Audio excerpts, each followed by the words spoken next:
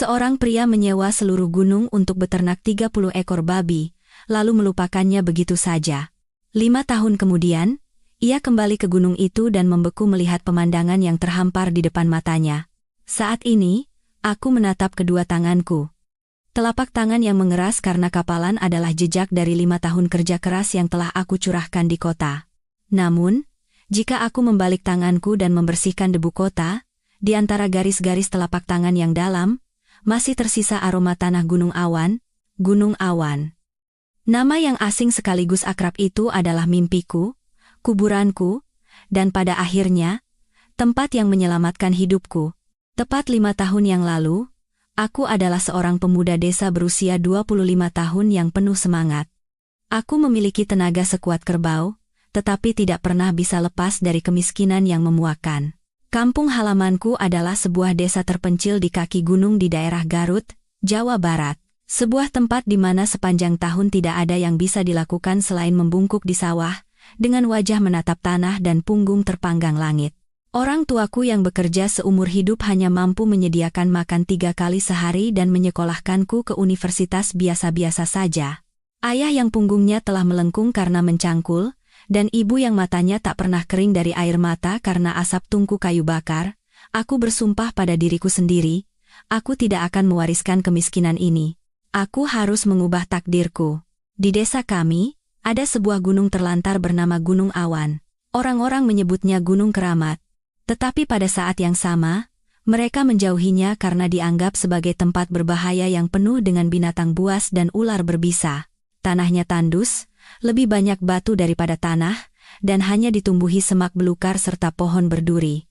Orang-orang desa menggelengkan kepala, berkata, hanya orang gila yang mau tinggal di sana. Dan akulah orang gila itu. Ide yang melintas di kepalaku saat itu adalah sesuatu yang membuat semua orang menudingku gila.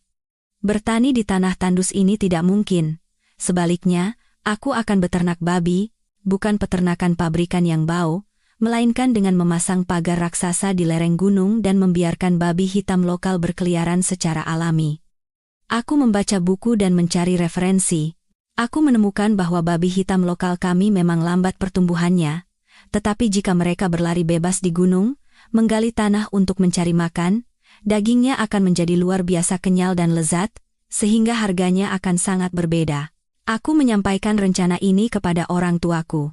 Ayah, yang sedang menghisap dalam-dalam rokok kreteknya, terbatuk hebat setelah mendengar kata-kataku dan mengembuskan asap.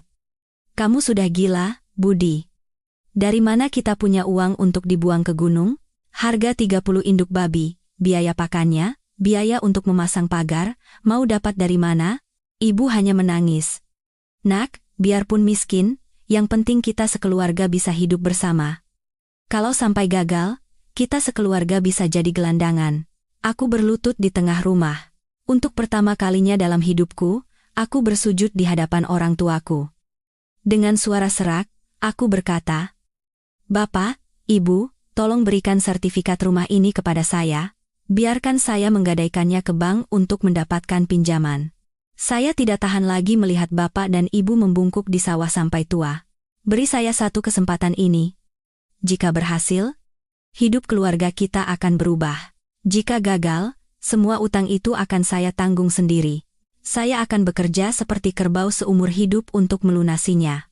Saya janji Bapak dan Ibu tidak akan menanggung akibatnya. Ayah menatapku lama, lalu menghisap dalam-dalam rokoknya sekali lagi sebelum masuk ke kamar tanpa berkata apa-apa. Kemudian, ia keluar dan melemparkan sertifikat rumah yang sudah kusam itu ke atas meja. Ini nyawa Bapak dan Ibumu, seluruh harta keluarga kita. Bawa sana. Kalau terlahir sebagai laki-laki, hiduplah dengan kepala tegak. Tanganku gemetar saat menerima sertifikat itu. Ini bukan sekadar kertas. Ini adalah darah, keringat, dan seluruh hidup orang tuaku. Aku berlari seperti orang gila, meminjam uang receh dari kerabat, mengumpulkan setiap rupiah yang bisa kudapatkan. Akhirnya, aku berhasil menyewa Gunung Awan selama 5 tahun dan membeli 30 ekor induk babi hitam lokal. Setiap ekornya, dengan pinggul dan perut yang padat, seolah menjanjikan masa depan yang sejahtera. Pada hari aku menggiring 30 ekor babi itu ke gunung, seluruh warga desa keluar untuk menonton. Mereka tidak mengejek, tetapi mata mereka penuh dengan rasa kasihan. Anak itu pasti akan bangkrut. Pak Kepala Desa menepuk pundakku.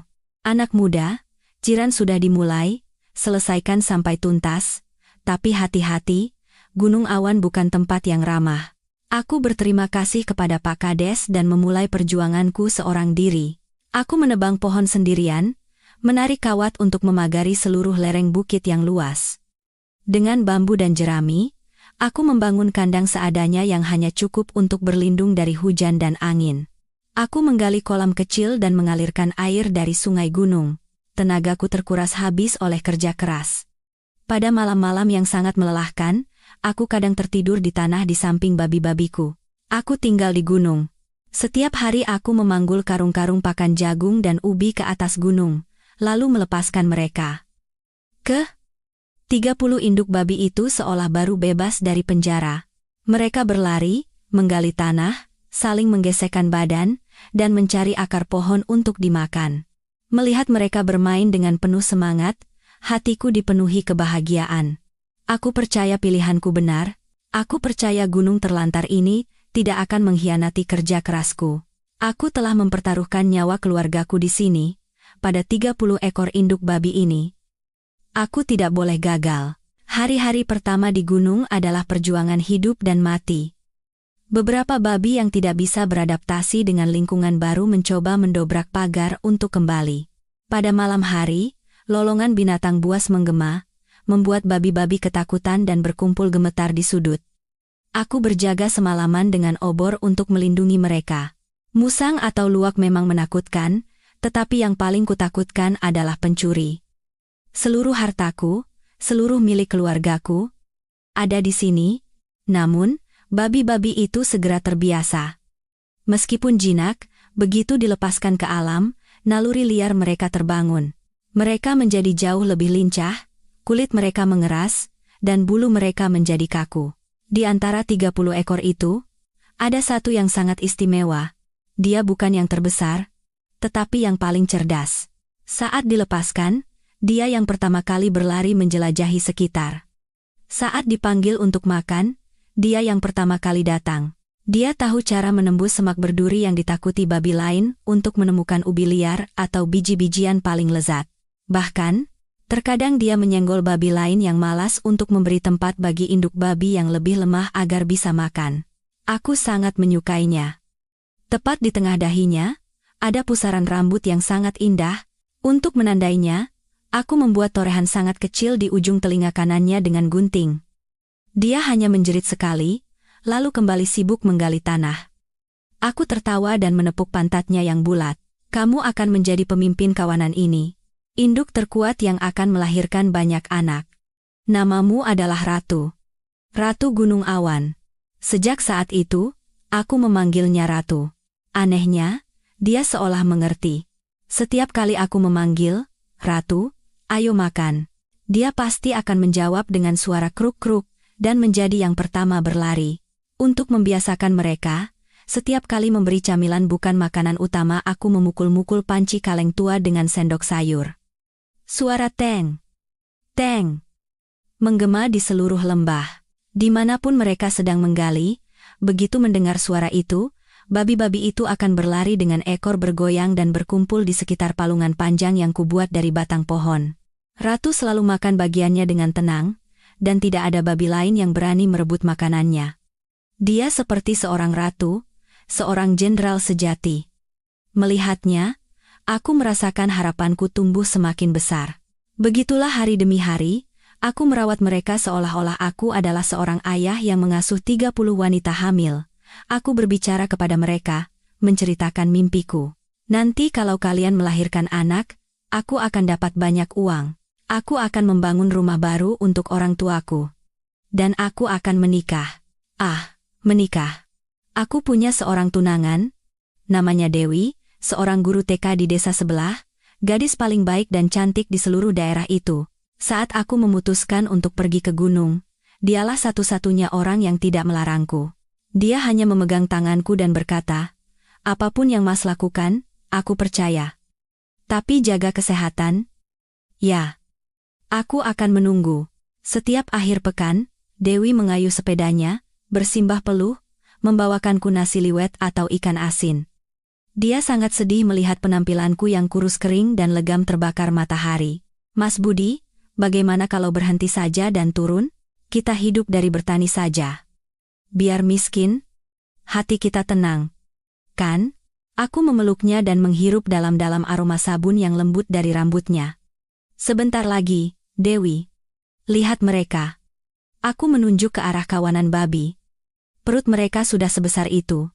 Beberapa bulan lagi anak-anak pertama akan lahir. Aku sudah menghitung, kalau 1 ekor melahirkan 10 saja, berarti ada 300 ekor. Cukup dipelihara 6 bulan lalu dijual. Daging babi yang dipelihara alami seperti ini pasti akan dicari orang kota. Nanti kalau sudah dapat uang, Mas akan menjemputmu. Dewi menyandarkan kepalanya di bahuku. Di kejauhan, senja mewarnai gunung awan dengan cahaya keunguan. Suara dengkur babi, suara serangga malam, pemandangan itu terasa begitu damai. Masa depanku terasa begitu cerah, seolah bisa kugapai dengan tangan ini. Aku tersenyum melihat ratu yang sedang menikmati mandi lumpur.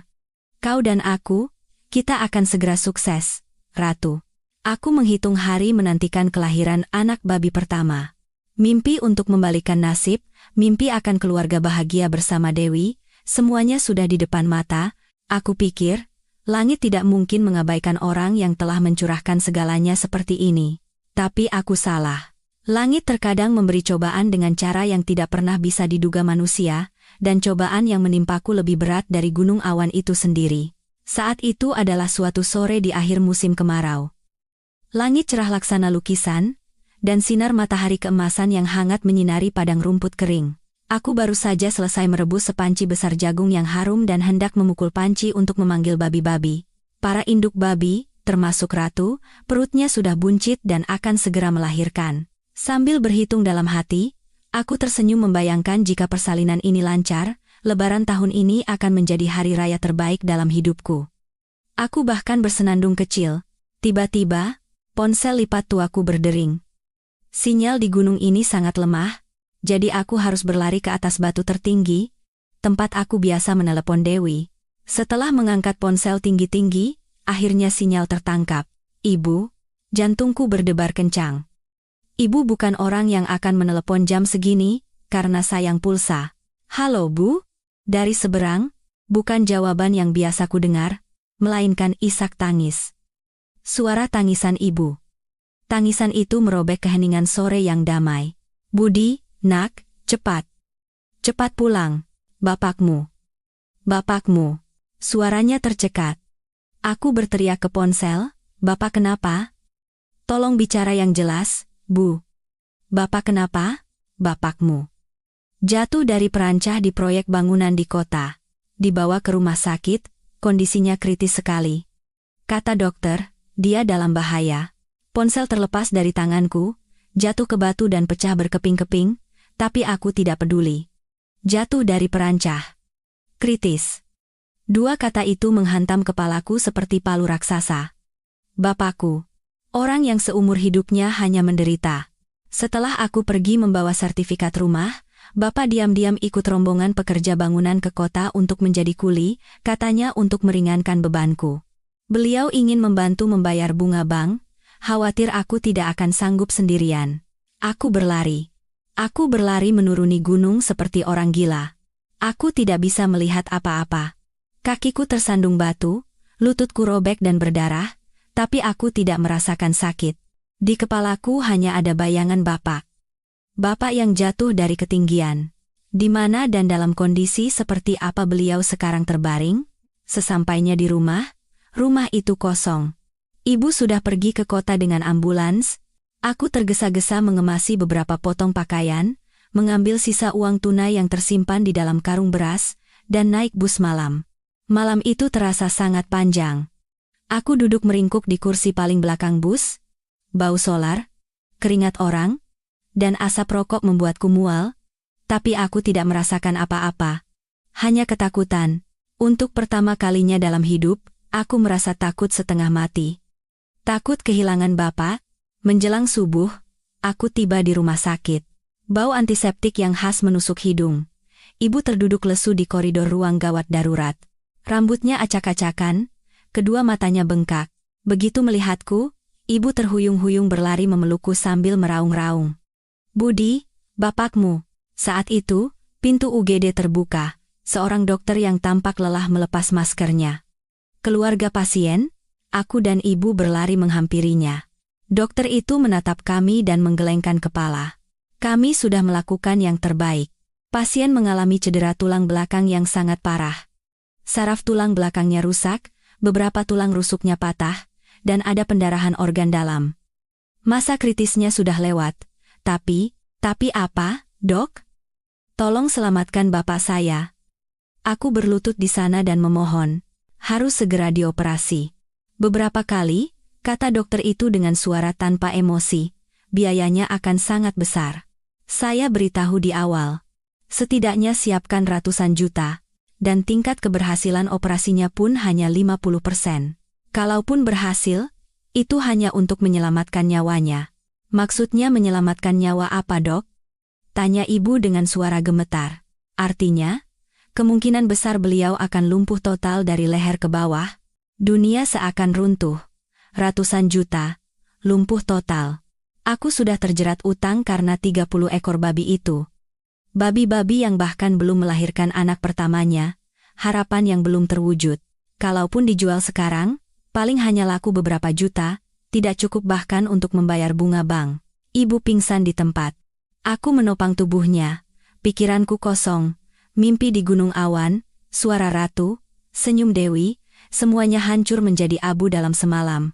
Yang ada di hadapanku bukan lagi mimpi untuk membalikkan nasib, melainkan jurang tanpa dasar. Di satu sisi ada gunung yang berisi harapanku, di sisi lain ada nyawa bapak, dan aku tidak punya pilihan. Begitu dokter selesai bicara, ibu langsung pingsan di koridor. Aku terkejut dan mengguncang tubuhnya. "Ibu. Sadar, Bu." Para perawat yang lewat bergegas membantu memindahkan ibu ke ranjang darurat di sebelahnya. Aku berdiri seperti patung di antara dua pintu hidup dan mati. Di satu sisi, bapak yang bernapas dengan susah payah. Di sisi lain, ibu yang baru saja pingsan. Ratusan juta. Lumpuh total. Angka itu bukan lagi sekadar uang. Itu adalah sesuatu yang melampaui imajinasiku.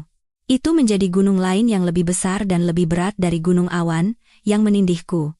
Utang bank, utang pada kerabat, bunga yang harus dibayar setiap bulan sudah mencekikku.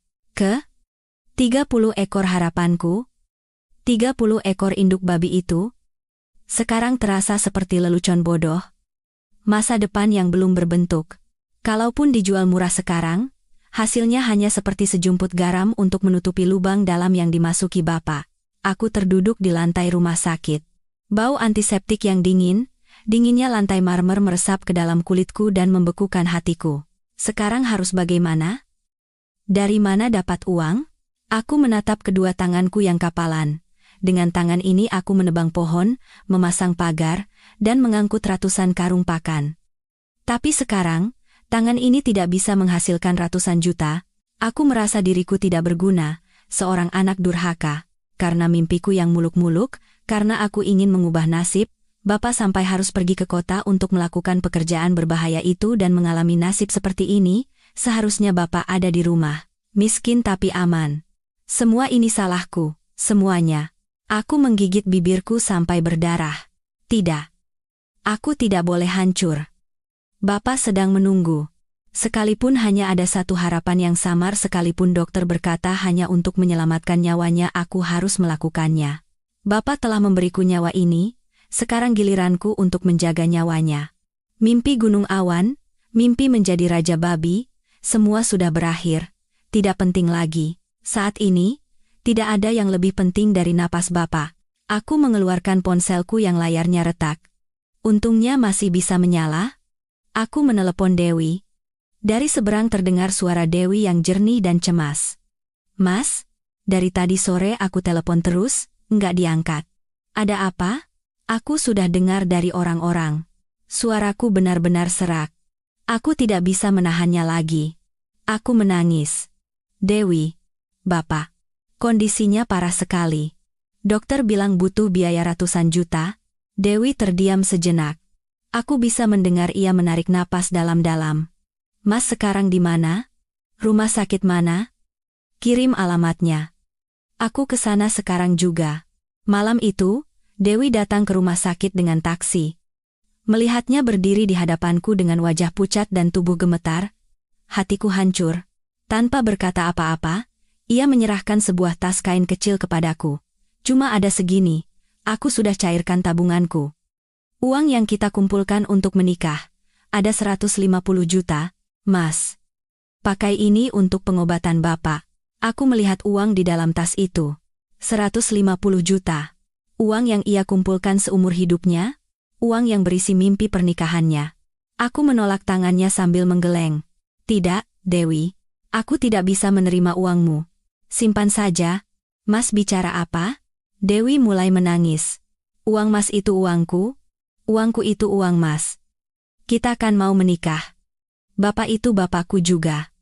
Kalau Mas nggak terima, berarti Mas nggak menganggapku. Aku memeluk Dewi. Air mata mengalir di pipiku. Di saat tergelap dan paling putus asa dalam hidupku, dia ada di sisiku. Tapi aku tahu, uang ini hanyalah setetes air di lautan. Seorang perawat menghampiri dan menepuk pundakku. Bapak Wali, sudah diputuskan? Kami harus menyiapkan ruang operasi, tapi harus ada uang jaminan dulu, pasien tidak bisa menunggu lama. Iya. Iya. Operasi saja. Beri saya waktu sebentar. Saya harus ke kampung. Aku menoleh ke arah ibu. Ibu yang baru siuman duduk dengan tatapan kosong. Ibu harus di sini. Temani Bapak. Saya akan pulang ke kampung. Sekarang juga. Mau apa ke sana? Tanya ibu bingung. Aku berkata dengan suara tegas dan kaku. Mau menjual. Saya akan jual semuanya. Babi-babi itu. Berapapun harganya, tidak peduli. Malam ini juga akan saya jual semua. Saya akan jual apa yang ada dan langsung kembali membawa uang. Aku tahu, jika menjualnya sekarang, aku akan kehilangan segalanya. Aku akan membuang semua usaha, keringat, dan air mataku. Tapi tidak ada jalan lain, antara mimpi dan bakti, aku harus memilih bakti.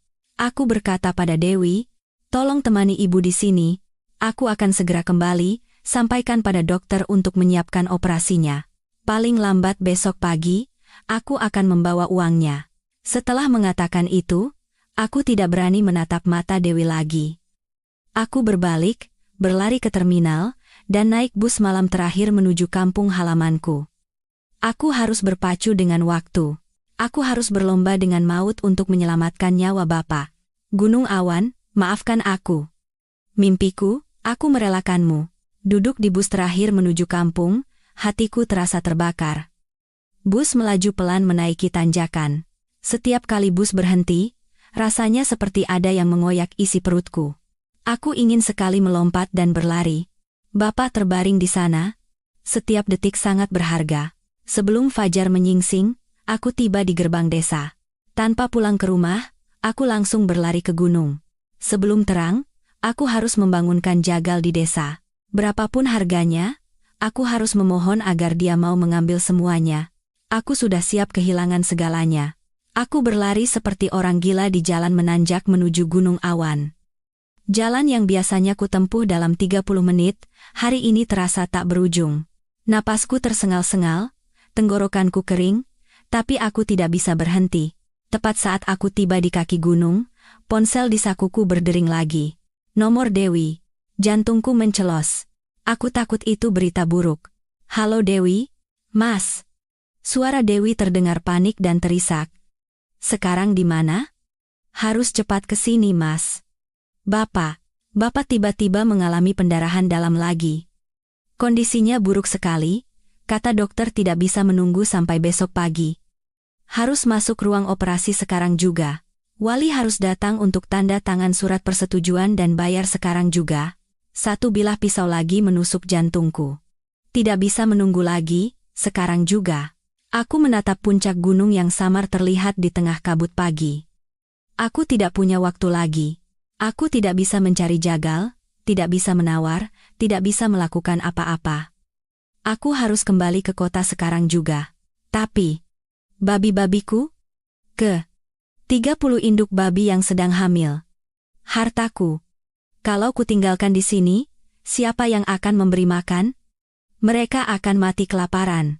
Aku menggertakkan gigi. Aku tidak bisa kembali, tapi juga tidak bisa meninggalkan mereka begitu saja. Aku berlari gila-gilaan ke atas, ke kandang. Fajar baru saja menyingsing, embun malam masih menempel di dedaunan. Mendengar langkah kakiku, babi-babi yang terbaring lesu mulai mendengkur gembira. Mungkin mereka pikir aku membawa sarapan. Mereka mengerumuni pintu, menggesekkan hidung mereka ke pagar. Ratu juga ada di sana. Dengan perutnya yang buncit, ia menatapku. Matanya yang cerdas seolah bertanya, "Kenapa kemarin tidak memberi makan?" Air mataku tumpah. Aku berlari ke gudang, tempat aku menyimpan persediaan makanan untuk sebulan, puluhan karung jagung, ubi, dan pakan. "Maafkan aku, anak-anak, maaf. Aku tidak punya waktu untuk berpikir lagi." Aku terpojok. Aku memanggul karung pakan satu persatu, merobek mulut karung, dan menuangkannya ke palungan raksasa yang terbuat dari batang pohon. Semua pakan yang kusimpan, jagung, ubi, semuanya kutuangkan, gunungan pakan meluap keluar dari palungan. "Makan. Makan semuanya. Ini makanan terakhir yang bisa kuberikan pada kalian. Makan sepuasnya." Aku berteriak seperti orang gila. Babi-babi itu, melihat gunungan makanan, bersorak dan saling mendorong, berebut untuk makan. Mereka tidak tahu bahwa ini adalah perjamuan perpisahan. Melihat mereka makan, hatiku terasa hancur. Ini adalah mimpiku, keringat dan darahku, seluruh masa depanku. Sekarang aku harus meninggalkannya. Aku tidak bisa menunda sedetik pun.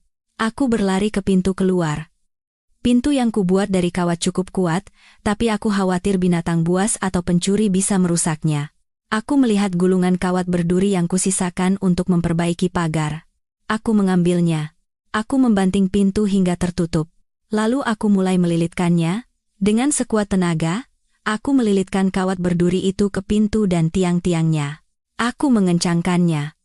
Dengan tang, aku memelintir setiap simpulnya. Mengikat, memelintir, mengencangkan, sampai darah mengucur dari kedua tanganku. Duri kawat menancap di kulitku, tapi tidak terasa sakit. Aku hanya berharap pintu ini tidak akan pernah terbuka. Aku telah mengubah kandang babi menjadi penjara, Ratu. Aku memanggil namanya untuk terakhir kali. Dia mengangkat kepala dari tumpukan pakan. Hidungnya penuh dengan tepung jagung. Dia menatapku bingung. "Maafkan aku. Aku harus pergi. Bertahanlah hidup. Kalian harus bertahan." Aku berbisik, lalu berbalik. Aku tidak sanggup melihat mereka lagi. Aku berlari menuruni gunung seperti orang gila. Di belakangku, terdengar suara dengkur bahagia babi-babi yang menikmati perjamuan terakhir mereka. Aku tidak tahu bahwa tindakanku yang putus asa, gunungan pakan raksasa, dan pintu yang terikat rapat dengan kawat berduri itu, akan menjadi awal dari sebuah legenda. Aku berlari tunggang langgang menuruni kaki gunung. Kakiku hampir terpelintir, pikiranku kosong. Hanya ada satu pikiran. Aku harus ke terminal bus. Meskipun tidak punya uang untuk operasi bapak, aku harus berada di sana, karena aku anak sulung. Aku harus menandatangani surat-surat, memohon pada dokter, melakukan apapun yang ku bisa. Baru saja aku memasuki jalan desa. Dengan tubuh penuh debu dan basah kuyup oleh keringat, aku menabrak seseorang dengan keras. Aduh! Siapa ini? Jalan tidak lihat-lihat. Aku mengangkat kepala. Ternyata pamanku. Kerabat jauh dari pihak ibu, yang tinggal sendiri dan terkenal di desa karena pendengarannya yang sangat kurang. Hatinya baik dan polos, tapi untuk berbicara dengannya, kita harus berteriak di telinganya. "Loh, Budi, kan?" Paman menyipitkan mata menatapku. "Kamu kenapa seperti orang kesurupan? Baru turun dari gunung? Babi-babimu sudah melahirkan?" Paman berbicara dengan suara keras, seolah takut orang lain tidak mendengar. Melihat paman, aku merasa seperti memegang tali yang rapuh. Aku tidak bisa pergi tanpa memberitahu siapapun. Aku memegang kedua bahu paman dan mengguncangnya kuat-kuat. "Paman, paman, hah? Coba bicara lebih keras." Paman dengan gerakan yang biasa dilakukannya, menempelkan telapak tangannya ke daun telinga. Aku menarik napas dalam-dalam, urat leherku menonjol. Sambil menangis dan ingusan, aku berteriak di telinga paman. Bapak! Bapak! Jatuh dari proyek bangunan. Sekarat.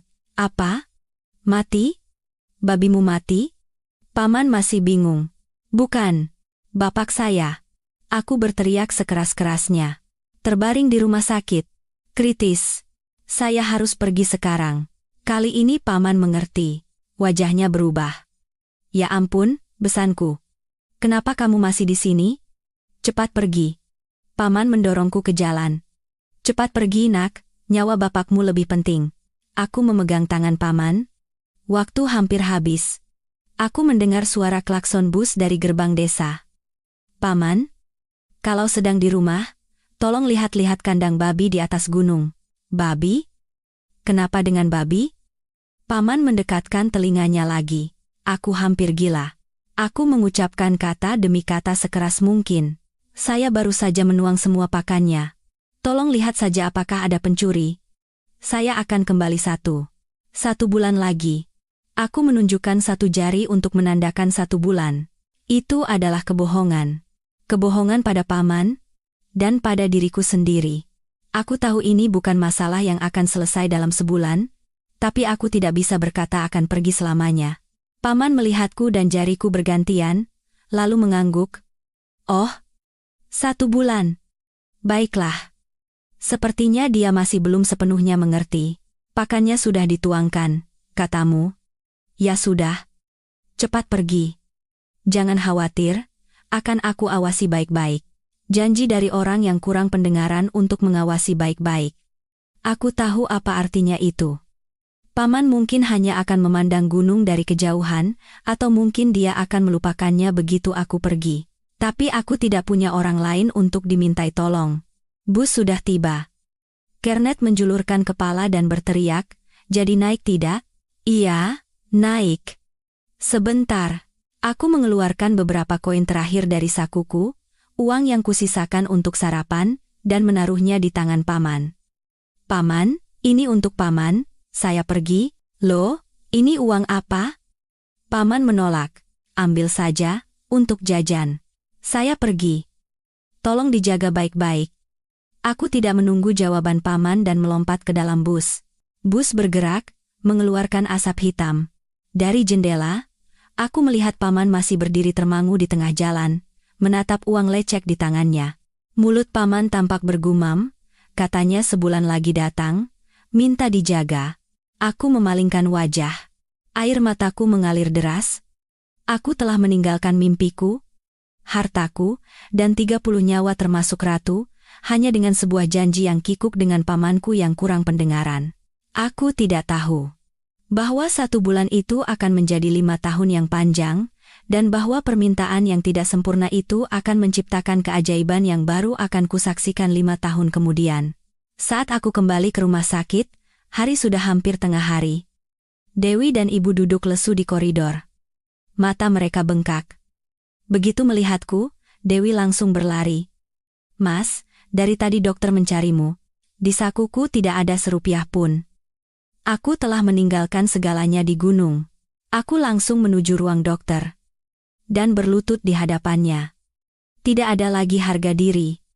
Dokter, tolong. Tolong selamatkan bapak saya. Saya tidak punya uang sekarang, tapi saya janji akan melunasinya. Saya akan bekerja seperti kerbau untuk membayarnya.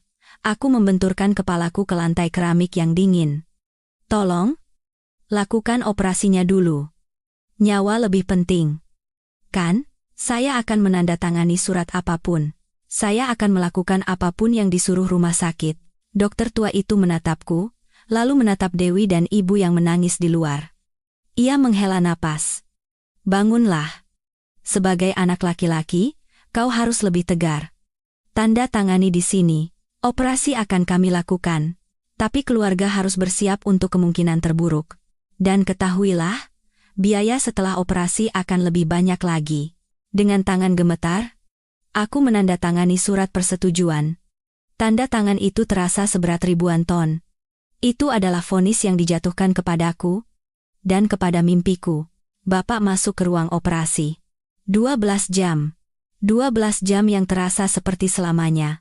Aku, Ibu, dan Dewi hanya duduk menatap lampu merah di monitor ruang operasi. Lampu padam. Dokter keluar dengan wajah lelah. Syukurlah. Nyawanya terselamatkan. Tapi seperti yang diperkirakan, beliau tidak akan bisa berjalan lagi. Lumpuh total dari leher ke bawah. Ini akan menjadi perjuangan yang sangat panjang, jadi siapkan mental kalian. Bapak masih hidup. Itulah satu-satunya kabar baik. Tapi bayarannya adalah sisa hidup Bapak terikat di tempat tidur, dan sisa hidupku terikat untuk membayar utang dan merawat Bapak. Janji 1 bulan kepada paman pecah seperti gelembung sabun. Bulan pertama, dengan uang Dewi, uang pinjaman ibu dari seluruh tetangga, dan uang hasil kerjaku sebagai kuli serabutan, kami nyaris tidak bisa menutupi biaya obat harian. Setelah sebulan, pihak rumah sakit mulai menagih biaya operasi dan rawat inap. Aku tahu aku tidak bisa kembali. Aku berkata kepada ibu, "Bu, pulanglah ke kampung. Daripada ikut menderita di sini, lebih baik ibu di rumah mengurus sawah. Kalau kita bertiga di sini, kita semua bisa mati." Ibu menangis, tapi beliau tahu apa yang kukatakan benar. Ibu kembali ke kampung, sesekali mengirimiku sayuran kering atau ikan asin. Dewi bersikeras untuk tetap tinggal. Ia mengambil cuti tanpa gaji dari TK dan tinggal di kamar kos reyot yang kusewa, setiap hari membantuku merawat Bapak di rumah sakit. Tapi aku tidak bisa membiarkannya menderita lebih lama. Aku sadar, kota ini adalah penggilingan raksasa. Tanpa uang, kau hanyalah sampah yang dibuang. Aku harus mencari uang dengan cara apapun. Aku mulai hidup sebagai kuli di pasar induk. Dini hari, aku mengangkut barang di pasar grosir. Dari jam 3 pagi sampai tengah hari, aku memindahkan barang-barang yang beratnya serasa mematahkan pinggang. Bahuku sampai lecet berdarah. Siangnya, aku bekerja sebagai kuli di proyek konstruksi terdekat. Mengaduk semen, mendorong gerobak, naik ke atas perancah. Di atas perancah yang sama yang merenggut kehidupan Bapak, aku mencari uang untuk menyelamatkan Bapak. Sungguh ironi yang kejam. Malamnya, aku mencuci piring di warung makan kumuh. Dari jam 7 malam sampai jam 1 pagi, aku berdiri di sudut dapur yang berminyak, mencuci ribuan piring. Baru lewat jam 1 pagi aku kembali ke kamar kos.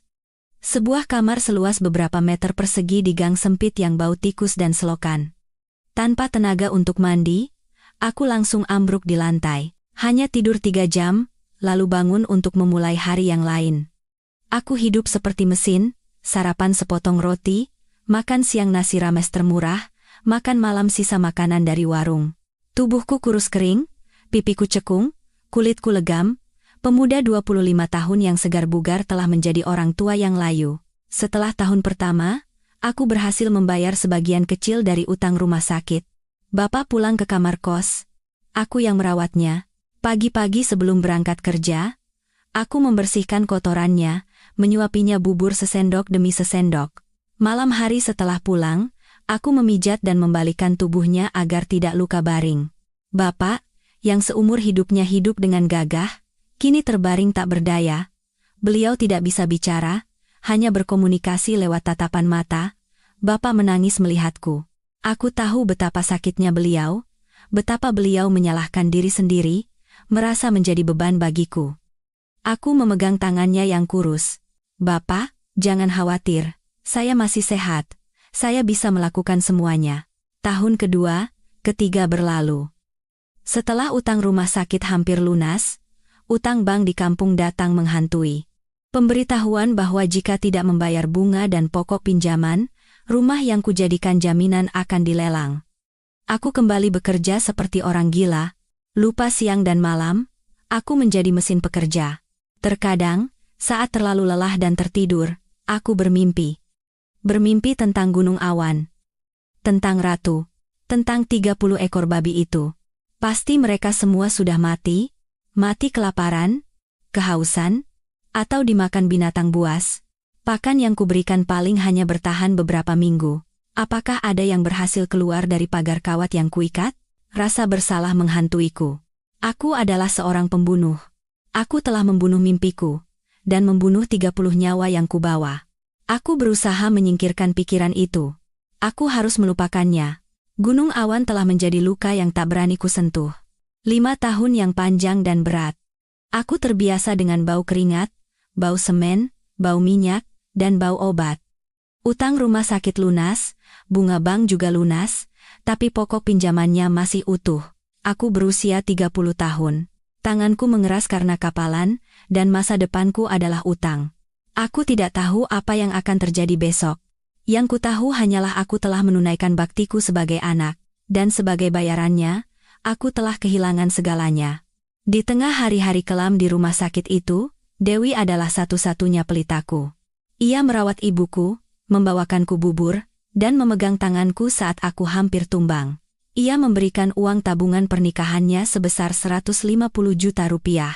Aku menolaknya, tapi ia berkata, "Kalau Mas tidak terima, berarti Mas tidak menganggapku sebagai calon istrimu." Aku menerima uang itu. Aku merasa sangat hina. Aku tidak hanya menyeret darah dan keringat orang tuaku, tapi juga masa depan wanita yang kucintai ke dalam jurang tak berdasar ini. Ketika Bapak pulang ke kamar kos, Dewi pun ikut tinggal bersama kami. Di kamar sempit itu, kami menaruh 2 tempat tidur. Aku tidur bersama Bapak, dan Dewi di tempat tidur sebelahnya. Seorang gadis, seorang guru, harus menderita seperti ini. Pulang kerja, ia langsung mencuci dan memasak, membantu merawat Bapak, tak pernah sekalipun ia mengeluh. Tapi pengorbanannya justru membuatku semakin tersiksa. Saat bercermin, aku melihat seorang pria kuyu dan bau, berlumuran debu semen. Apa masa depanku? Mengangkut bata, mencuci piring, dan membayar utang. Dengan kualifikasi apa aku pantas memiliki Dewi di sisiku? Dewi yang berusia 25 tahun, cantik dan baik hati. Ia pantas mendapatkan suami yang baik, keluarga yang bahagia, dan anak-anak yang lucu. Bukan orang yang membuang masa mudanya di kamar kos kotor ini, merawat orang tua lumpuh dan pria tanpa masa depan. Setelah tahun pertama, aku bisa melihat Dewi semakin kurus. Matanya yang jernih kini dipenuhi kelelahan dan kekhawatiran. Terkadang aku mendengarnya terisak saat menelepon orang tuanya di kampung. Aku tahu keluarganya menekannya. Tidak ada orang tua yang mau menyerahkan putrinya kepada pria tanpa rumah, tanpa pekerjaan tetap, dan terlilit utang. Suatu malam, ketika aku pulang dari mencuci piring, Bapak sudah tidur. Dewi sedang menjahit kemejaku yang robek. Cahaya lampu yang redup menyinari wajahnya. Aku duduk di sebelahnya dan mengelus rambutnya.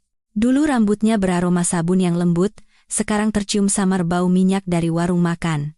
"Dewi," suaraku serak. "Iya, Mas?" Ia mengangkat kepala dan tersenyum padaku. Senyum itu menghancurkan hatiku. "Pulanglah ke kampung." Senyum di bibir Dewi menghilang. "Maksud Mas apa?" "Pulanglah ke orang tuamu. Jadilah guru lagi. Jangan bersamaku lagi." "Kenapa? Apa aku jadi beban buat Mas? Apa aku melakukan kesalahan?" Matanya mulai berkaca-kaca. "Tidak, kamu tidak salah. Kamu wanita terbaik di dunia." Aku menarik napas dalam-dalam. Aku harus mengatakan ini. Tapi aku sudah tidak mencintaimu lagi. Jarum jatuh dari tangan Dewi. Ia menatapku dengan mata terkejut. "Bohong, Mas. Tatap mataku dan katakan itu." Aku memalingkan wajah. Aku tidak sanggup menatap matanya. "Aku serius. Aku sudah terlalu lelah. Dengan Bapak, dengan utang, dengan diriku sendiri. Aku sudah tidak punya tenaga untuk cinta. Aku melepaskanmu.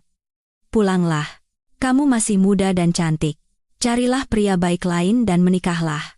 Jangan terikat pada orang tidak berguna sepertiku." "Tidak!"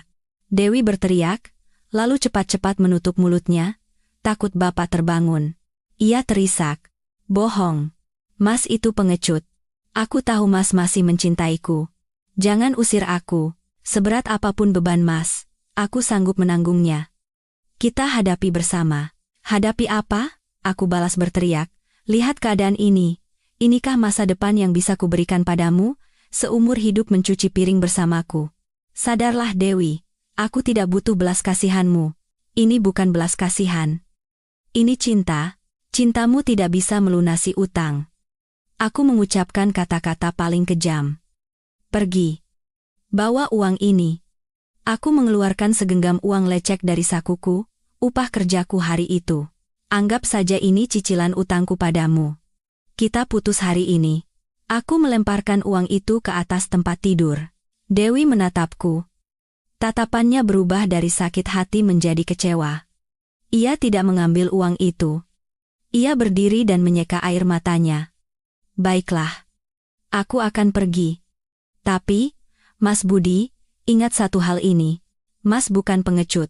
Mas adalah pria terbaik yang pernah kutemui. Tapi, Mas terlalu kejam. Terlalu kejam pada dirinya sendiri, dan padaku. Ia mengemasi beberapa potong pakaiannya. Sebelum keluar dari pintu, ia menoleh untuk terakhir kalinya. Jaga diri baik-baik. Rawat Bapak baik-baik. Pintu kamar kos terbanting menutup. Aku membeku di tempat. Aku ingin mengejarnya, memeluknya, dan berkata maaf, semua itu bohong, aku masih sangat mencintainya. Tapi aku tidak bisa. Kakiku seolah terpaku di tanah. Aku terduduk dan menutupi wajahku dengan kedua tanganku yang kapalan. Aku tidak menangis bersuara, tapi dadaku terasa diremas-remas. Aku telah membunuh cintaku dengan tanganku sendiri, aku telah mengusir satu-satunya wanita yang mencintaiku dari hidupku. Sejak hari itu, aku benar-benar sendirian, menjadi bayangan kesepian yang berkeliaran di kota besar yang asing.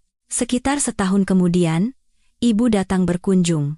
Dengan ragu-ragu, ibu berkata, Budi, katanya si Dewi itu mau menikah. Dengan pegawai kantor kecamatan, keluarganya juga baik. Aku yang sedang makan dengan lahap, berhenti sejenak, lalu kembali makan, oh, baguslah kalau begitu. Suaraku terdengar datar, tapi air mataku jatuh ke mangkuk nasi, membuat nasiku terasa asin. 5 tahun yang panjang akhirnya berakhir. Berakhir pada suatu sore yang hujan deras. Bapak meninggal dunia. Bagi bapak yang telah terbaring tak berdaya selama 5 tahun, mungkin itu adalah sebuah kebebasan. Aku sedang mengangkut semen di proyek konstruksi ketika mendapat telepon dari tetangga. Aku melempar gerobak dan berlari seperti orang gila ke kamar kos. Bapak sudah mengembuskan napas terakhirnya. Matanya terpejam, tapi wajahnya tampak damai. Aku telah menunaikan kewajibanku sebagai anak. Aku menemaninya sampai akhir hayatnya dan melunasi semua biaya rumah sakit. Tapi aku juga telah kehabisan seluruh tenagaku. Aku membawa abu bapak dan pulang ke kampung. Pemakamannya berlangsung sederhana. Ibu menangis sampai air matanya kering. Kini di rumah kecil itu hanya tersisa aku dan ibu. Setelah semua prosesi selesai, aku berdiri di halaman. Usia 30 tahun, rambutku mulai memutih, mataku cekung. Aku kembali ke kampung dengan tangan hampa, hati yang kosong, dan utang yang masih belum lunas. Utang bank.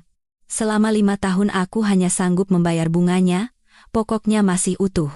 Sekarang bapak sudah tiada, tidak ada lagi alasan untuk tinggal di kota. Tapi kalaupun kembali ke kampung, dengan apa aku akan hidup dan melunasi utang? Orang-orang desa menatapku dengan kasihan. Itu Budi? Kan? 5 tahun tidak pulang. Jadi kurus begitu. Kasihan sekali. Mereka menyinggung tentang Gunung Awan. Gunung yang dulu kamu urus itu, 5 tahun dibiarkan jadi hutan belantara. Kandangnya juga sudah rubuh semua, katanya. Sayang sekali, mereka juga bercerita tentang pamanku. Orang tua yang pendengarannya kurang itu, sekarang sudah tua sekali, sering bicara sendiri. Dulu waktu kamu baru pergi, setiap hari dia pergi ke kaki gunung, melihat ke atas sambil bilang katanya sebulan lagi datang. Sekarang sepertinya sudah lupa, aku tidak berkata apa-apa. Hatiku sudah mati.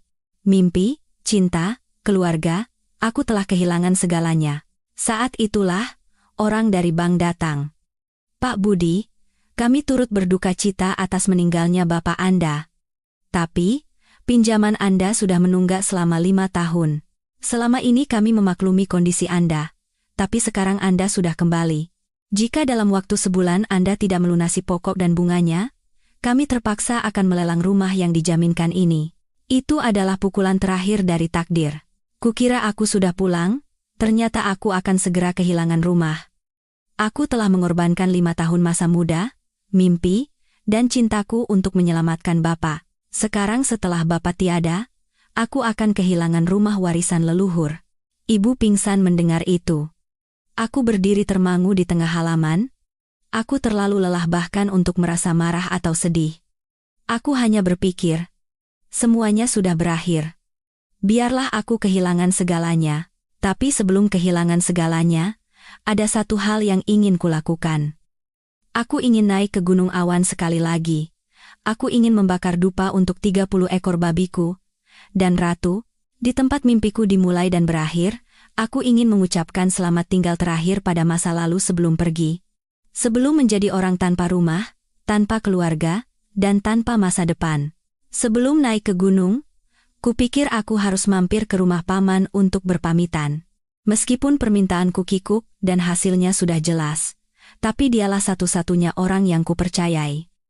Aku ingin memberitahunya bahwa aku akan pergi jauh, mungkin tidak akan pernah kembali. Saat aku memasuki gang kecil, rumah paman masih reyot seperti 5 tahun lalu, bahkan terlihat lebih miring. Paman sedang duduk di teras, menghaluskan sepotong kayu. Rambutnya sudah putih semua, punggungnya benar-benar bungkuk, dan sepertinya pendengarannya semakin parah. Paman tidak mendengar langkah kakiku. Baru setelah aku berada tepat di sampingnya dan menepuk bahunya pelan, ia terkejut dan mengangkat kepala. "Siapa, Paman?" "Ini saya, Budi." Aku membungkuk dan berbicara dengan suara keras. Oh, Budi." Paman tergopoh-gopoh berdiri. "Kapan datang?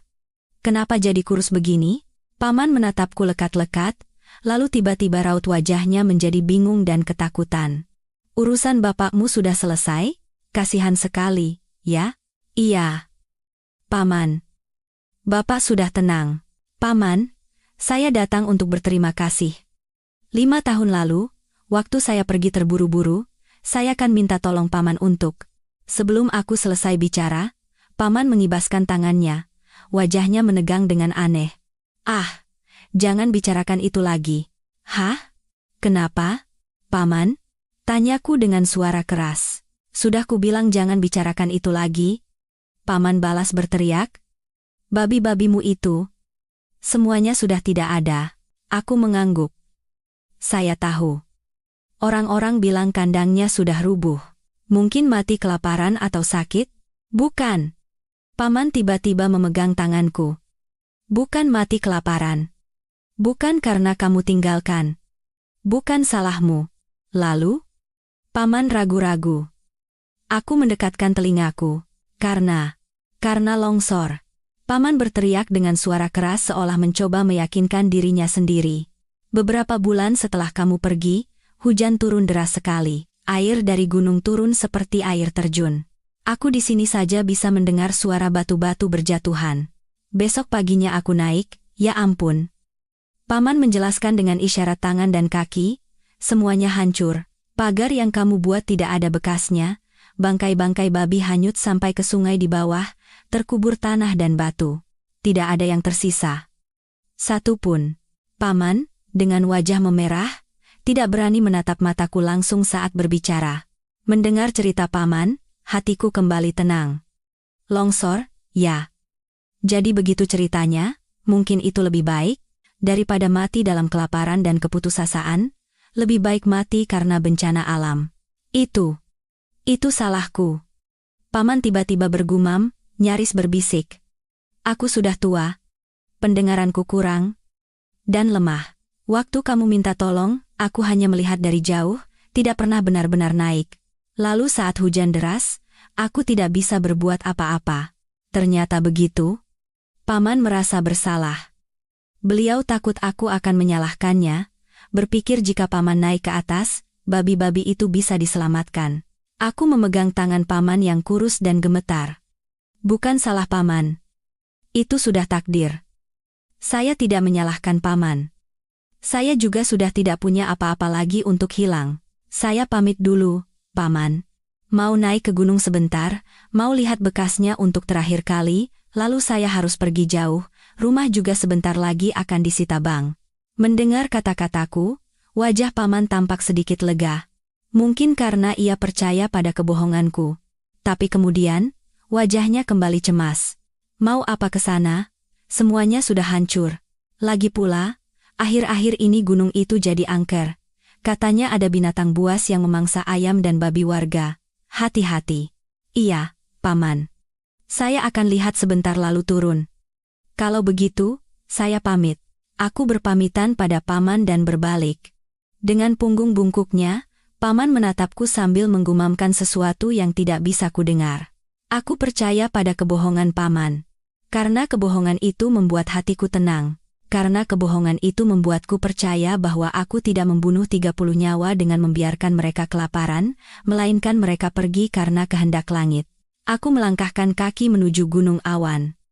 Untuk berpamitan dengan mimpiku yang telah lenyap tanpa jejak, tersapu oleh longsor takdir.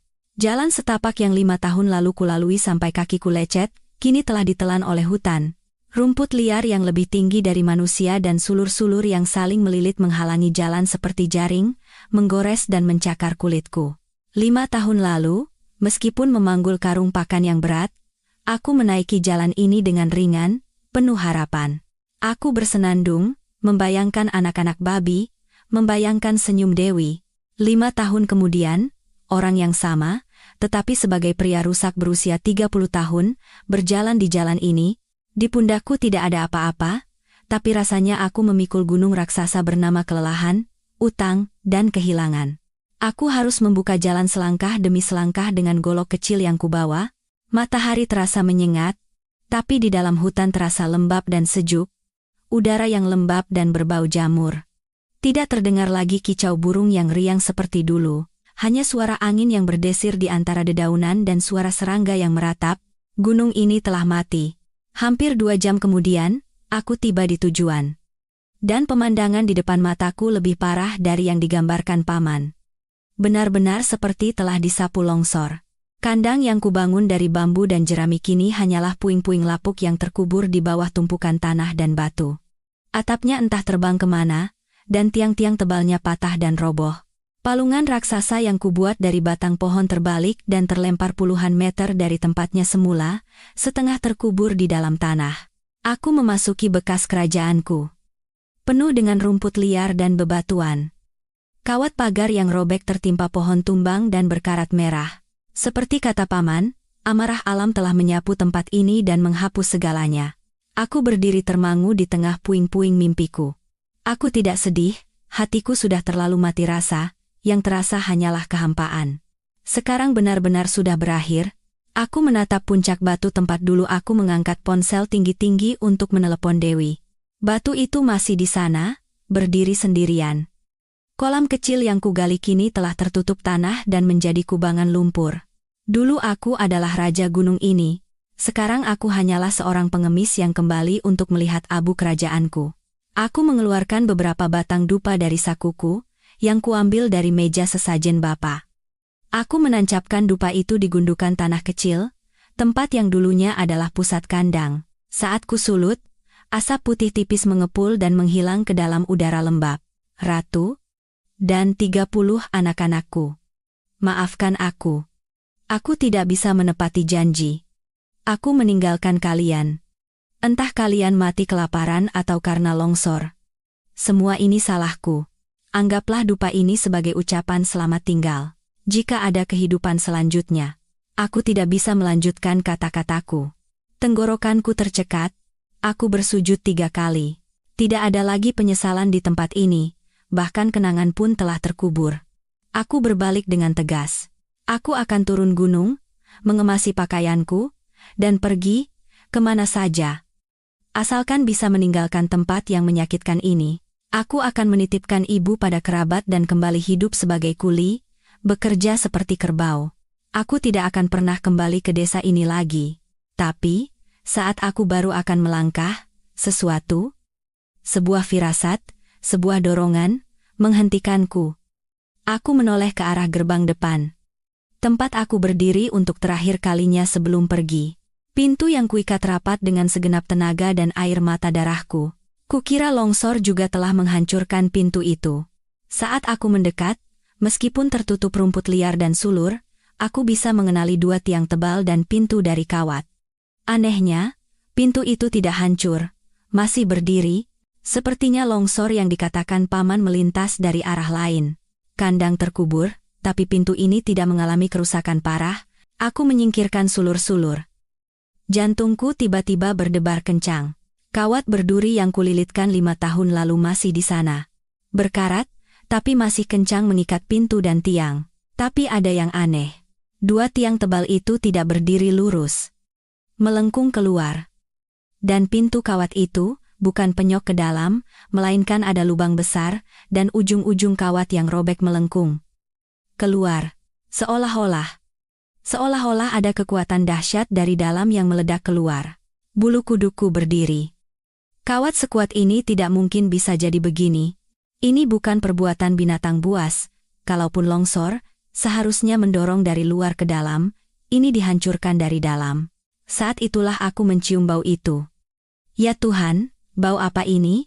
Bukan bau daun busuk dan jamur, bau busuk yang menusuk hidung, bau kotoran hewan, bau pesing, dan bau amis. Seolah-olah kawanan hewan raksasa telah hidup di sini untuk waktu yang lama.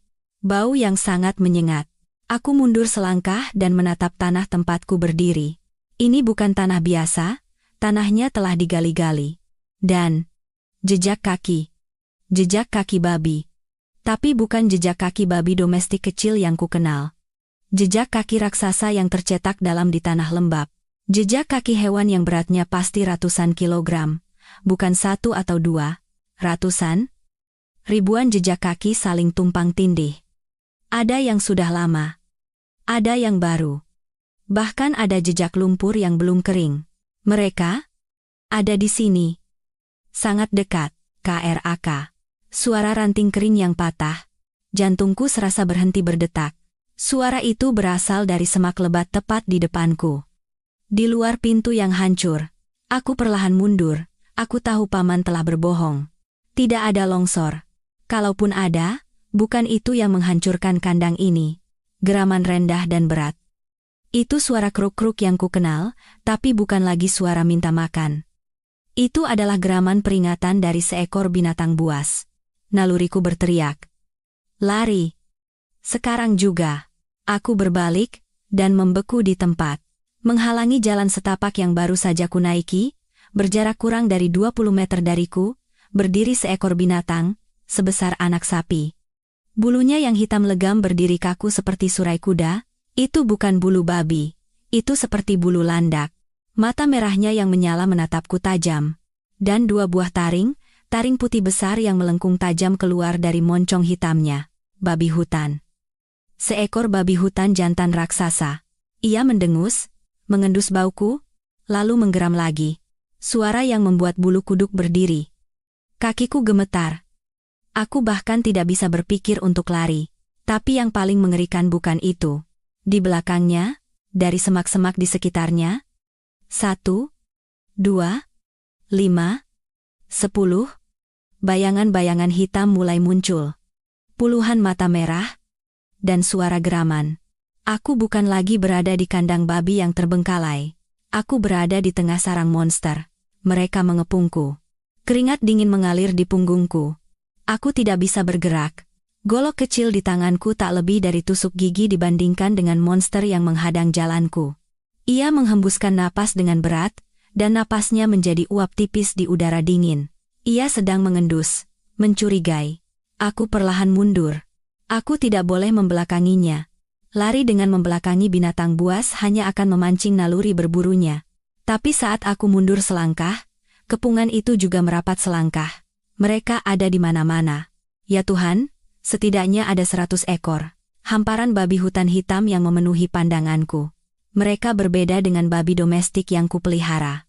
Bulu mereka berdiri kaku seperti landak, tubuh mereka berotot, dan moncong mereka panjang dan liar. Terutama taring babi jantan dewasa yang melengkung tajam keluar. Mereka menggali tanah, menatapku dengan mata merah menyala, seolah aku adalah penyusup. Di mana ini? Apakah ini gunung awanku? Atau hutan zaman prasejarah? Bagaimana bisa ada begitu banyak babi hutan di sini? Paman bilang ada binatang buas, tapi tidak bilang ada satu pasukan. Bau busuk menusuk hidungku. Bau alam liar, bau kotoran dan lumpur, bau kawanan besar yang telah hidup bersama untuk waktu yang lama. Pemimpin yang menghadang jalanku mulai menggaruk tanah dengan kaki depannya. Tanda yang sangat berbahaya. Ia akan menyerang. Aku putus asa. Aku telah melewati neraka selama 5 tahun di kota. Kehilangan ayah, kehilangan cinta, dan akan segera kehilangan rumah. Aku hanya datang ke sini untuk mengucapkan selamat tinggal, tapi aku tidak menyangka akan mati seperti ini. Menjadi santapan kawanan babi hutan. Aku menggenggam golokku erat-erat. Kalaupun harus mati, aku tidak akan mati dengan mudah. Grrrrrr. Babi hutan jantan itu meraung, bukan lagi mendengkur. Ia melolong seperti beruang. Ia merendahkan tubuhnya, bersiap untuk menerjangku. Aku mengangkat golokku, mengarahkannya ke mata merahnya. Dan aku berteriak. Jeritan putus asa dari orang yang terpojok. Ayo. Sini makan aku. Babi hutan itu terhenti. Mungkin terkejut mangsanya berani berteriak padanya. Tapi di saat hidup dan mati itu, dari bagian terdalam semak-semak, dari tempat kandangku yang hancur, terdengar suara yang lebih menakutkan. Krook. Krook. Krook. Raungan yang berwibawa, yang menggetarkan dadaku. Ratusan babi hutan yang mengepungku seketika terdiam, dan seolah-olah membuka jalan untuk iring-iringan raja, mereka serentak menyingkir ke samping. Bahkan jantan raksasa yang hendak menyerangku pun menurunkan ekornya, minggir, dan menundukkan kepalanya yang buas, seolah-olah takut dan tunduk. Aku menahan napas. Apa ini? Ada makhluk yang lebih mengerikan dari monster-monster ini? Dari kegelapan di dalam semak-semak, sebuah bayangan raksasa perlahan berjalan keluar. Saat ia menampakkan dirinya di bawah cahaya, aku hampir terduduk lemas. Ya Tuhan, itu bukan babi. Itu benar-benar monster. Sebesar anak sapi dewasa, beratnya pasti lebih dari 1 ton. Bulunya bukan hitam, melainkan abu-abu karena tertutup lumpur dan debu, dan tampak sekeras baja. Surai di punggungnya menjulang tinggi seperti mahkota. Tapi yang paling menakutkan adalah kepalanya. Moncong yang panjang dan taringnya. Ya Tuhan, taringnya berbeda level dari jantan lainnya. Taring putih raksasa yang panjangnya lebih dari sejengkal, menjulang sampai dekat mata. Taring setajam pisau itu saling bergesekan, mengeluarkan suara krek-krek yang mengerikan. Matanya bukan hanya merah, tapi menyala seperti bara api. Ia menatapku dengan tatapan raja absolut gunung ini. Ia berjalan perlahan ke arahku. Seluruh hutan menahan napas, hanya terdengar suara napasnya yang berat dan suara taringnya yang bergesekan. Aku tahu, inilah pemimpin yang sesungguhnya. Monster tadi hanyalah prajurit, dan inilah panglima tertingginya. Ia berhenti sekitar 5 meter dariku. Mengangkat kepalanya tinggi-tinggi dan menatapku. Tatapannya lebih seperti penasaran daripada permusuhan. Seolah-olah ia mencoba mengingat siapa aku. Aku tidak punya apa-apa lagi untuk hilang. Sekali seruduk, tubuhku akan hancur berkeping-keping. Aku sudah mengucapkan selamat tinggal pada mimpiku. Sepertinya sekarang saatnya untuk benar-benar bertemu dengan mimpi itu. Aku menjatuhkan golokku dengan lemas. Baiklah. Jika kau mau mengambil nyawaku, ambillah. Aku juga sudah lelah. Aku memejamkan mata, menunggu serangan maut. Tapi tidak ada yang terjadi. 1 detik, 2 detik, 10 detik, hanya terdengar suara napasnya. Aku perlahan membuka mata, sang raja masih di tempatnya. Tidak menyerang, hanya menatapku, ia menatapku, aku pun menatapnya. Kepalanya yang besar, matanya yang merah menyala, dan pusaran rambut di tengah dahinya. Pusaran rambut yang sangat indah, jantungku berhenti berdetak. Setelah berhenti sejenak, jantungku kembali berdebar kencang seperti genderang perang. Tidak mungkin. Tidak mungkin. Dengan mata gemetar, aku melihat lebih teliti. Telinga kanannya, telinga besar seperti kipas itu tertutup bulu, tapi di ujung daun telinganya, ada sebuah torehan kecil. Torehan yang sama yang kubuat 5 tahun lalu dengan tanganku sendiri, menggunakan gunting, lidahku keluh, tenggorokanku kering. Aku tergagap, berbisik dengan suara yang nyaris tak terdengar oleh diriku sendiri. Ratu. Nama itu. Tapi sang raja raksasa di hadapanku mendengarnya.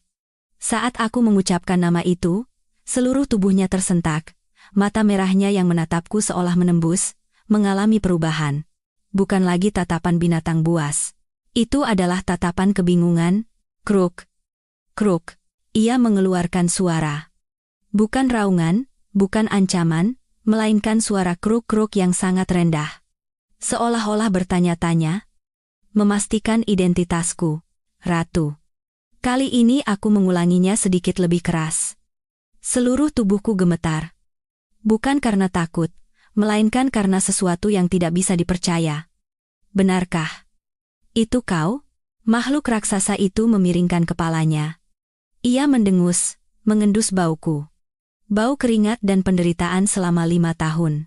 Tapi mungkin di suatu tempat yang dalam, masih tersisa bau masa lalu, bau tuannya yang membawakan pakan. Ia melangkah maju. Kawanan di belakangnya mulai gelisah.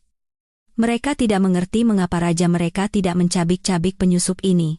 Sang raja menoleh tajam dan mengeluarkan raungan yang menggema, seolah langit akan runtuh. Mendengar wibawanya, kawanan itu langsung terdiam dan menundukkan kepala.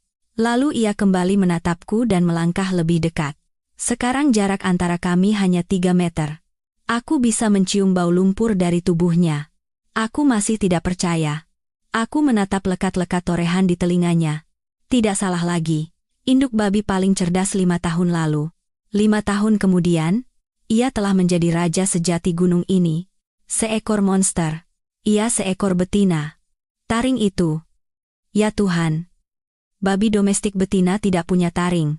Hanya babi hutan yang sangat buas yang telah bertahan hidup lama di alam liar yang bisa menumbuhkan taring sepanjang itu. Ia telah sepenuhnya menjadi liar. Kau masih hidup. Air mata mulai mengalir. Aku tidak tahu mengapa aku menangis. Aku kira kau sudah mati. Karena longsor. Aku mulai memahami segalanya. Kebohongan paman. Paman berbohong bukan karena kelalaiannya. Ia berbohong karena takut. Paman pasti telah melihat pemandangan ini. Babi-babiku yang telah berubah menjadi monster-monster ini. Beliau takut jika aku naik ke sini, aku akan dimakan oleh mereka. Kebohongan tentang longsor itu adalah cara untuk melindungiku. Agar aku tidak menginjakkan kaki di sini. Ratu. Apa kau tidak melupakanku? Aku perlahan mengulurkan tanganku yang gemetar, tanganku yang kapalan, tangan yang sama yang dulu mengelus dan menggaruk telinganya. Makhluk raksasa itu berdiri diam, menatap tanganku, lalu mengendus lagi.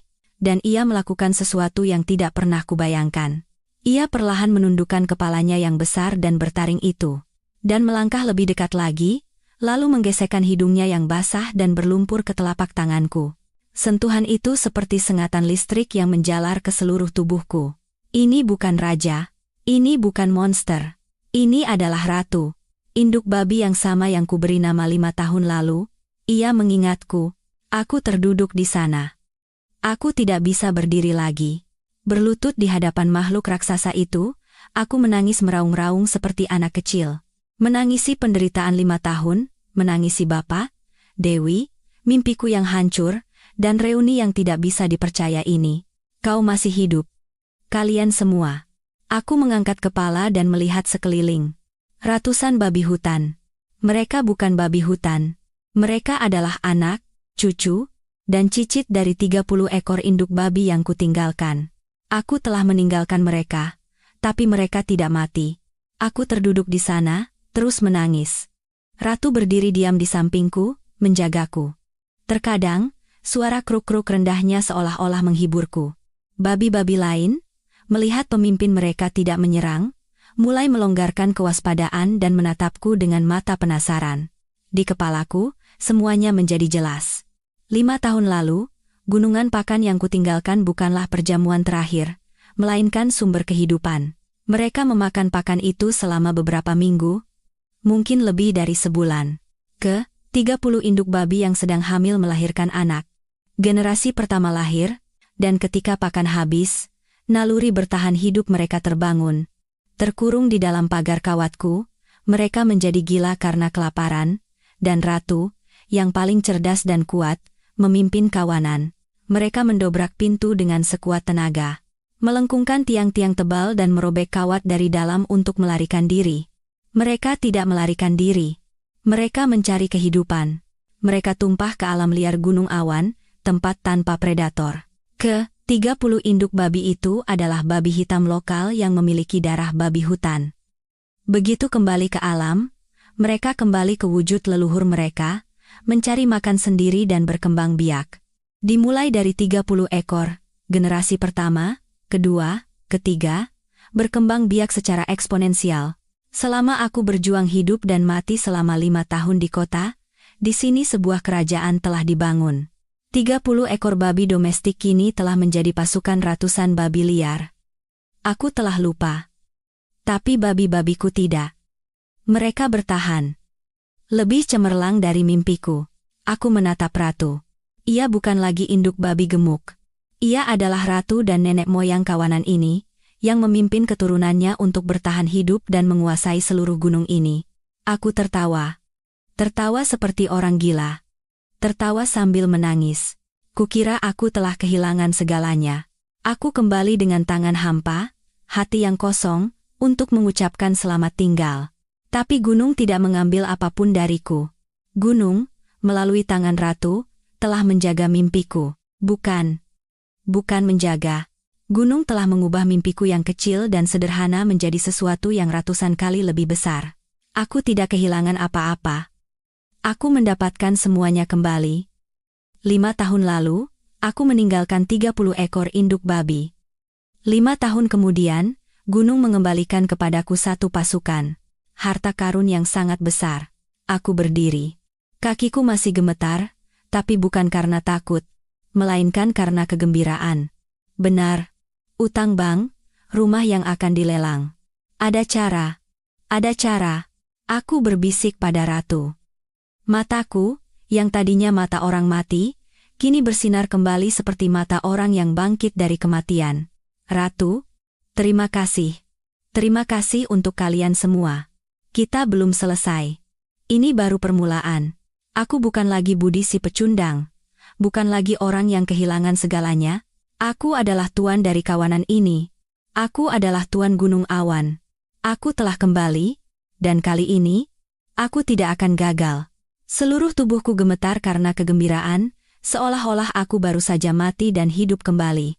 Aku berdiri di tengah monster-monster yang kini menjadi hartaku. Di sisi Ratu, aku melihat cahaya, jalan untuk menyelesaikan masalahku, masalah ibu, dan utang bank ada di sini. Aku harus segera turun gunung. Memberitahu ibu kabar ini dan mencari cara untuk menyelamatkan rumah. Aku mengelus kepala Ratu yang kasar dan berlumpur. Aku harus pergi. Aku akan segera kembali. Jaga anak-anakku di sini. Jangan pernah turun ke bawah gunung. Ia mendengkur seolah mengerti. Kawanan itu terbelah, membuka jalan untukku. Anehnya, jantan yang tadi hendak menyerudukku pun mundur. Tatapannya tidak lagi buas, ada rasa hormat di sana. Ia tahu siapa aku, siapa makhluk yang membuat raja mereka menundukkan kepala. Aku berjalan. Bukan lagi dengan langkah seorang pelarian, melainkan dengan langkah seorang tuan. Merasakan ratusan pasang mata mengikutiku, aku menuruni gunung. Jalan turun tidak lagi terasa angker. Sinar matahari menari di antara dedaunan, dan burung-burung berkicau.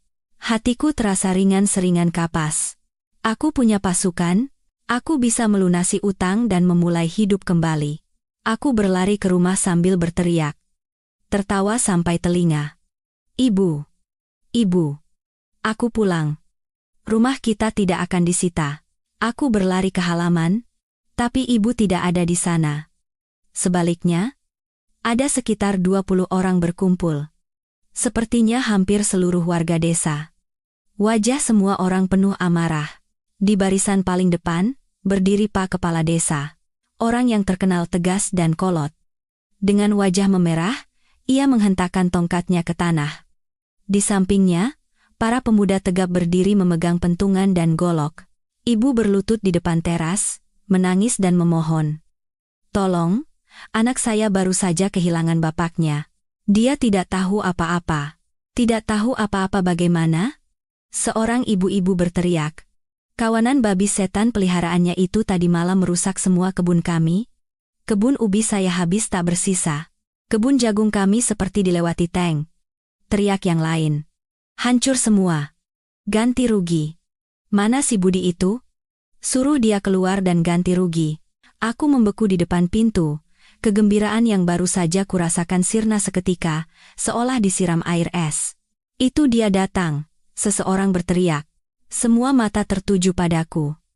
Puluhan pasang mata itu tidak lagi memandang dengan kasihan, melainkan dengan amarah dan kebencian. Pak Kades berjalan ke arahku dengan tongkatnya. Budi.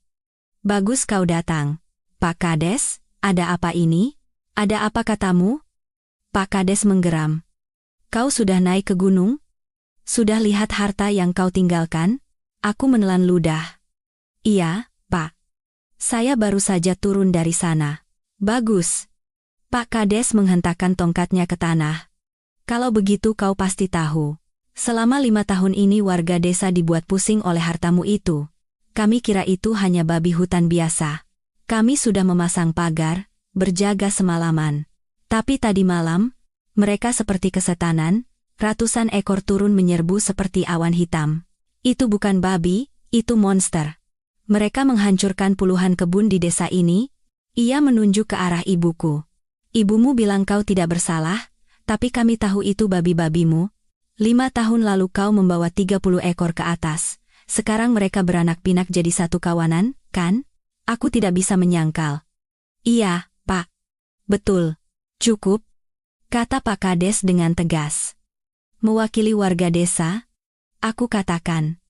Aku tidak peduli bagaimana keadaanmu, atau kau baru kehilangan bapakmu. Kau harus bertanggung jawab. Itu babi-babimu. Ganti semua kerugian warga desa. Berapa? Pak? Jantungku berdebar kencang. Kalau dihitung kasar, biaya kerusakan tanaman, tenaga kerja, dan perbaikan pagar, setidaknya 300 juta. 300 juta. Di sakuku tidak ada 30.000 pun. Aku tergagap. Dari mana kau dapatkan uang itu bukan urusanku? Pak Kades mengibaskan tangannya. Aku beri waktu 3 hari. Dalam 3 hari, selesaikan masalah ini. Pertama, bayar ganti rugi 300 juta. Kedua, giring semua babi monster itu dan kurung mereka. Jika setelah 3 hari tidak kau selesaikan. Ia menatap para pemuda berpentungan di belakangnya. Kami yang akan menyelesaikannya. Kami akan mengadakan perburuan, memasang perangkap, dan menembak. Semua babi itu akan kami bunuh. Kami akan lenyapkan sumber masalah di desa ini, dan dagingnya akan kami ambil sebagai ganti rugi. Mengerti? Tulang punggungku terasa dingin. Dibunuh semua. Mereka akan melenyapkan pasukanku. Harta karun raksasa yang baru saja kutemukan kembali. Satu-satunya harapanku. 3 hari. Sebelum kegembiraan sempat kurasakan, bencana datang menimpa. Ini bukan lagi hadiah. Ini adalah bom waktu, dan aku duduk di atasnya. Pak Kades. Aku berteriak. Tolong. Tolong jangan dibunuh. Mereka milik saya. Beri saya waktu 3 hari saja. 3 hari. Saya akan menyelesaikannya. Saya janji. Pak Kades menatapku tajam. 3 hari. Tidak lebih. Jika babi-babi itu turun lagi, atau kau tidak bisa membayar ganti rugi, jangan salahkan kami. Ia melambaikan tangan. 3 hari lagi kami akan kembali. Warga desa menatapku dengan tajam sambil menggerutu, lalu pergi. Di halaman hanya tersisa aku dan ibu yang terisak. Budi, sekarang kita bagaimana? Nak, aku tidak menjawab ibu. Aku menatap ke arah Gunung Awan. 3 hari, aku hanya punya 3 hari. Bagaimana caranya mengendalikan ratusan monster liar? Bagaimana caranya agar mereka tidak turun gunung dan menyelamatkan mereka dari senapan warga desa? Aku berdiri seperti patung di tengah halaman. Tangisan ibu dan ancaman Pak Kades terngiang-ngiang di telingaku. 3 hari. Utang 300 juta, ancaman kehilangan kawanan babi, ancaman kehilangan rumah. Aku berada di depan tembok yang mengelilingiku dari segala arah. Bahkan untuk bernapas pun terasa sesak. Budi, bicaralah. Ibu mengguncang lenganku. Aku menoleh pada ibu. Mataku yang tadinya dipenuhi ketakutan, seketika menjadi tenang. Aku telah melewati neraka selama 5 tahun, aku adalah orang yang pernah mati sekali. Aku tidak takut lagi. Ibu. Berhenti menangis, kataku dengan tegas. Masuklah ke dalam. Tolong masakkan nasi. Di dandang yang paling besar. Di saat seperti ini mau makan? Saya lapar, Bu. Harus makan. Perut kenyang baru bisa berpikir. Aku berkata begitu, lalu pergi ke belakang rumah, mengambil timba dan pergi ke sumur. Air sumur yang dingin kusiramkan ke kepala, membuat pikiranku jernih kembali. Duduk di teras, makan dengan lahap sambil memutar otak. Bagaimana cara mengendalikan mereka? Menggiring mereka tidak mungkin, mereka binatang buas. Mengurung mereka, mereka bisa merobek kawat. Dibunuh? Sama sekali tidak. Itu satu-satunya hartaku. Aku harus membuat mereka tetap di gunung dengan sendirinya. Dengan sendirinya, tapi bagaimana? Tiba-tiba aku teringat saat berdiri di hadapan ratu. Ia mengenaliku. Ia menggesekkan hidungnya di tanganku. Dan aku teringat. Palungan. Gunungan Pakan yang kutinggalkan 5 tahun lalu. Itulah yang menyelamatkan mereka. Mereka tidak hanya makan akar pohon. Mereka punya ingatan tentang pakan, jagung, dan ubi. Panci kaleng. Suara teng. Teng. Benar. Mereka telah menjadi liar, tapi darah babi domestik masih mengalir di dalam diri mereka. Nenek moyang mereka, ratu, telah kulatih. Suara itu, rasa itu, pasti masih tersisa di suatu tempat dalam ingatan dan naluri mereka. Itu ide gila, tapi satu-satunya harapan. Aku tidak akan menggiring mereka. Aku akan memanggil mereka. Aku akan menjinakkan mereka kembali dengan cara yang sama seperti dulu. Ibu? Aku meletakkan piringku. Apa ada uang di rumah? Ibu dengan tangan gemetar melepas satu-satunya cincin kawin yang tersisa. Hanya ini peninggalan bapakmu. Jangan, Bu. Aku menahan tangan ibu. Itu tidak boleh. Aku berlari ke kamar dan mengobrak-abrik lemari tua. Ketemu beberapa ratus ribu rupiah uang receh yang kusimpan sebagai dana darurat saat bekerja di kota.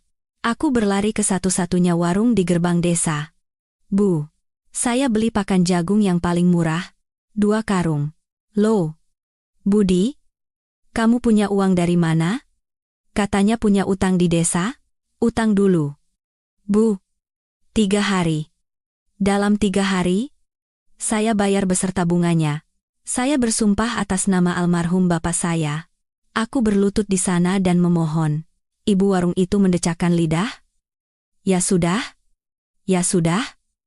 Kali ini aku percaya. 3 hari, ya. Aku memanggul karung pakan dan kembali ke rumah. Dan dari halaman belakang, aku mengeluarkan dandang terbesar, dandang yang dulu biasa digunakan ibu untuk memasak pakan babi. Aku juga menemukan sendok sayur dari kaleng. Aku tidak berkata apa-apa pada ibu. Memanggul karung pakan dan dandang, aku langsung menuju gunung. Tapi aku tidak pergi ke bekas kandang. Aku berhenti di sebuah tanah lapang di dekat sungai di kaki gunung, jauh dari kebun warga. Aku menyalakan api, meletakkan dandang, menuangkan air sungai, dan menuangkan 1 karung pakan jagung. Api berkobar, isi dandang mulai mendidih, aroma jagung yang gurih terbawa asap ke dalam hutan. Aku mengambil sendok sayur, menarik napas dalam-dalam. Dan aku memukulnya. Teng, teng, teng. Suara nyaring memecah keheningan gunung awan. Suara yang tidak pernah terdengar selama 5 tahun. Aku memukulnya seperti orang gila sambil berteriak. Ayo makan. Ayo makan. Anak-anak. Ratu. Sini makan. Hari pertama, tidak ada yang terjadi. Dari kejauhan, warga desa menatapku dan berbisik. Si Budi itu benar-benar sudah gila. Aku tidak peduli. Aku menghabiskan 1 dandang bubur jagung, lalu memasak 1 dandang lagi. Aroma gurih menyelimuti kaki gunung. Malam itu, aku tidak pulang. Aku tidur di samping api. Aku takut mereka akan turun ke desa. Hari kedua, aku mulai lagi. Teng, teng, teng.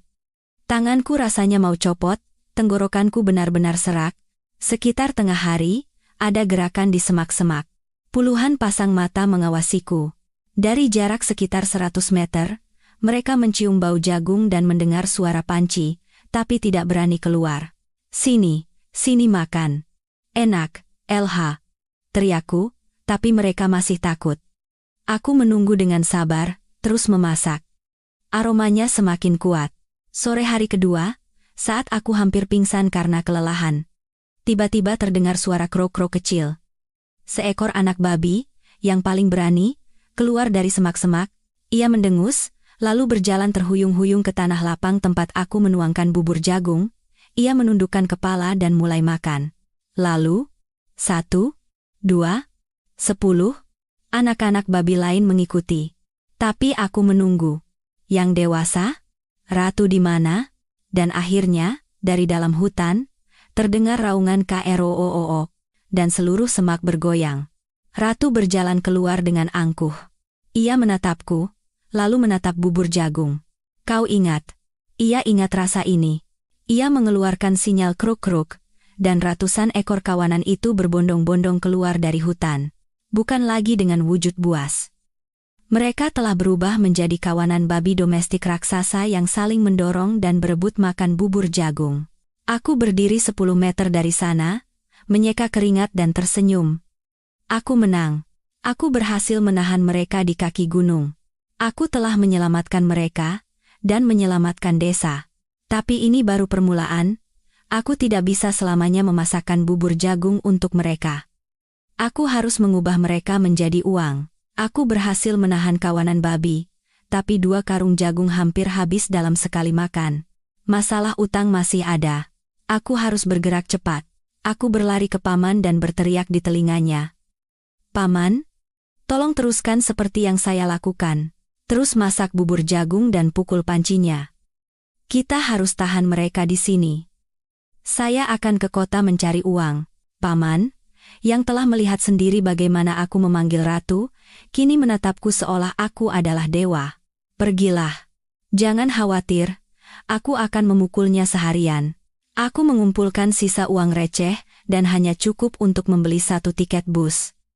Aku berkata pada ibu, Bu, siapapun yang bertanya, bilang saja saya pergi mencari uang. Semuanya akan baik-baik saja. Aku naik bus ke kota.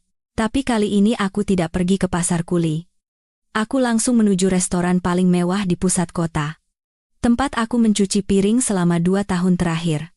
Aku ingat Pak Tirtayasa, pemilik restoran berusia pertengahan 40 kompatanan, kaya, pencinta kuliner, dan sangat perfeksionis. Ia selalu mengeluh tentang bahan makanan. Daging babi sekarang rasanya seperti pakan pabrikan. Aku rindu rasa gurih daging babi dari kampung zaman dulu. Kalau ada daging seperti itu, aku berani bayar dengan harga emas. Aku pernah mendengar kata-kata itu. Dan sekarang, aku punya sesuatu yang lebih berharga dari emas. Aku berdiri di depan pintu restoran. Dengan pakaian desa yang lusuh dan kotor, 2 orang satpam berbadan tegap dengan seragam hitam mengkilap menghadangku. Hei, Bapak, tahu ini tempat apa? Kalau mau mengemis di tempat lain. Aku berkata dengan tenang. Saya tidak datang untuk mengemis. Saya datang untuk bertemu Pak Tirtayasa. Tolong sampaikan, Budi yang dulu cuci piring. Bilang saya punya barang yang akan mengubah seluruh restoran ini. Satpam itu tertawa. Gila? Mana mungkin Pak Bos mau bertemu dengan orang sepertimu? Dari dalam terdengar suara. Pak Tirtayasa berdiri di ambang pintu dengan gelas anggur di tangan. Ia menyipitkan mata menatapku. Ya ampun, kamu Budi, kan? Kenapa penampilanmu begitu? Cari kerja lagi? Posisi cuci piring sudah penuh, kan sudah kubilang. Aku menghampirinya dan berdiri berhadapan. Saya tidak datang untuk cari kerja, Pak. Saya datang untuk berbisnis dengan Bapak.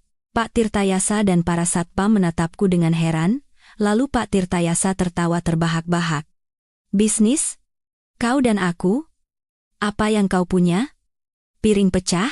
Aku menatap matanya lekat-lekat dan berkata, saya punya sesuatu yang Bapak cari seumur hidup. Daging babi hitam liar Gunung Awan? Jenis babi domestik? Tapi dibiarkan liar di gunung selama 5 tahun. Hanya makan akar ginseng dan tanaman obat. Rasanya tidak bisa dibandingkan dengan daging manapun di negeri ini. Senyum di wajah Pak Tirtayasa memudar. Ia adalah seorang pencinta kuliner. Ia langsung mengerti apa yang kumaksud. Jangan membual, katanya, tapi matanya berbinar. Babi hutan itu keras dan bau amis. Aku tahu. Milik saya berbeda, kataku dengan tegas. Karena jenisnya babi domestik, dagingnya lembut dan manis. Tapi karena hidup liar selama 5 tahun, teksturnya kenyal dan meresap aroma rumput dan kayu. Kombinasi yang sempurna. Aku mengulurkan kedua tanganku yang kapalan. Saya tidak akan hanya bicara. Saya bertaruh dengan Bapak. Saya akan bawa 1 ekor. Biarkan Bapak dan kepala koki mencicipinya sendiri. Kalau Bapak bilang tidak enak, saya akan kembali ke sini dan mencuci piring tanpa bayaran selama setahun. Pak Tirtayasa menatapku tajam. Ia tahu aku tidak membual. Ia tahu bagaimana aku hidup selama 5 tahun terakhir. Baiklah. Ia mengangguk. Taruhan yang besar, Budi. Aku beri waktu 3 hari. Bawa yang terbaik. Kalau benar seperti katamu, aku akan beli. Semuanya. Berapapun harganya, akan kubeli. Saya tidak akan menjual semuanya, kataku. Pak Tirtayasa mengangkat alis. Apa katamu? Akan saya jual secara selektif dan terbatas. Ini barang langka, aku sudah menjadi pintar. Aku tidak akan menjual mimpiku dengan harga murah lagi. Pak Tirtayasa tertawa. Hebat. Tukang cuci piring sudah banyak kemajuan. Baiklah. Dalam 3 hari bawa barangnya. Jangan kecewakan aku. Aku mengangguk. Bapak tidak akan kecewa. Aku berbalik dan berjalan keluar. Janji sudah dibuat, tapi masalah baru muncul. Bagaimana cara menangkap monster seberat ratusan kilogram dengan tangan kosong? Memanggil mereka memang bisa. Tapi kalau aku mencoba menangkapnya dan Ratu marah, kawanan itu bisa mencabik-cabikku. Aku harus kembali ke gunung dan mencari cara untuk menangkap 1 ekor tanpa membuat mereka terkejut. Aku kembali ke desa seperti orang yang mengejar nyawa. Dari 3 hari, malam kedua sudah tiba. Waktu tersisa kurang dari 24 jam. Aku harus menangkap monster itu, membawanya ke kota, meyakinkan Pak Tirtayasa, mendapatkan uang, dan membayarkannya kepada warga desa. Misi yang nyaris mustahil. Aku langsung berlari ke tanah lapang. Paman masih di sana, bercucuran keringat memukul-mukul panci. Babi-babi yang sudah kenyang dengan malas menggali tanah atau menikmati mandi lumpur di sungai terdekat. Mereka telah belajar bahwa suara panci berarti makanan. Mereka tidak lagi merusak kebun, tapi bagaimana cara menangkap 1 ekor? Kekerasan tidak bisa digunakan. Jika memasang perangkap dan ada anak babi yang terluka atau Ratu marah, kawanan itu akan panik. Aku harus menggunakan otak. Aku mengamati kawanan itu. Meskipun sudah jinak dan datang untuk makan, mereka masih mempertahankan hierarki sosial liar. Ratu adalah ratunya, dan di bawahnya ada beberapa jantan bertaring panjang. Mereka sering menyeruduk babi lain untuk merebut makanan. Jantan yang sama yang hendak menyerangku. Sombong dan kuat. Sebuah ide muncul. Bukan menangkap, tapi mengundang. Aku berlari ke rumah, mengambil beberapa papan kayu tua dan tali, lalu kembali ke tanah lapang. Aku memilih tempat tersembunyi di balik semak-semak, jauh dari tempat makan, dan aku mulai membuat perangkap kandang. Sederhana, tapi harus sangat kuat. Aku menancapkan tiang kayu, membuat pintu dari papan, dan menambahkan batu besar sebagai pemberat. Setelah kandang selesai, aku pulang dan mengambil sisa jagung dan garam terakhir. Aku teringat ibu pernah bilang babi suka rasa asin. Aku memasak bubur jagung spesial. Jagung ku goreng sangrai dulu untuk memaksimalkan aromanya, baru direbus dan ditaburi garam. Baunya jauh lebih kuat dan menggoda daripada bubur jagung biasa. Aku meletakkan umpan itu jauh di dalam kandang. Pintunya ku biarkan terbuka. Lalu aku berkata pada paman, "Paman, malam ini beri mereka makan sedikit saja. Biar lapar." Malam itu, babi-babi itu mendengkur tidak puas karena tidak kenyang. Saat malam tiba, aku memanjat pohon tinggi dan mengawasi perangkap. Aku tahu babi-babi itu kembali ke hutan, tapi tidak jauh. Bau jagung sangrai terlalu menggoda. Tengah malam, ada gerakan. Seperti yang kuduga, itu adalah jantan yang sombong dan kuat. Sepertinya ia tidak mau berbagi dengan kawanannya. Ia ingin menikmati yang paling lezat sendirian.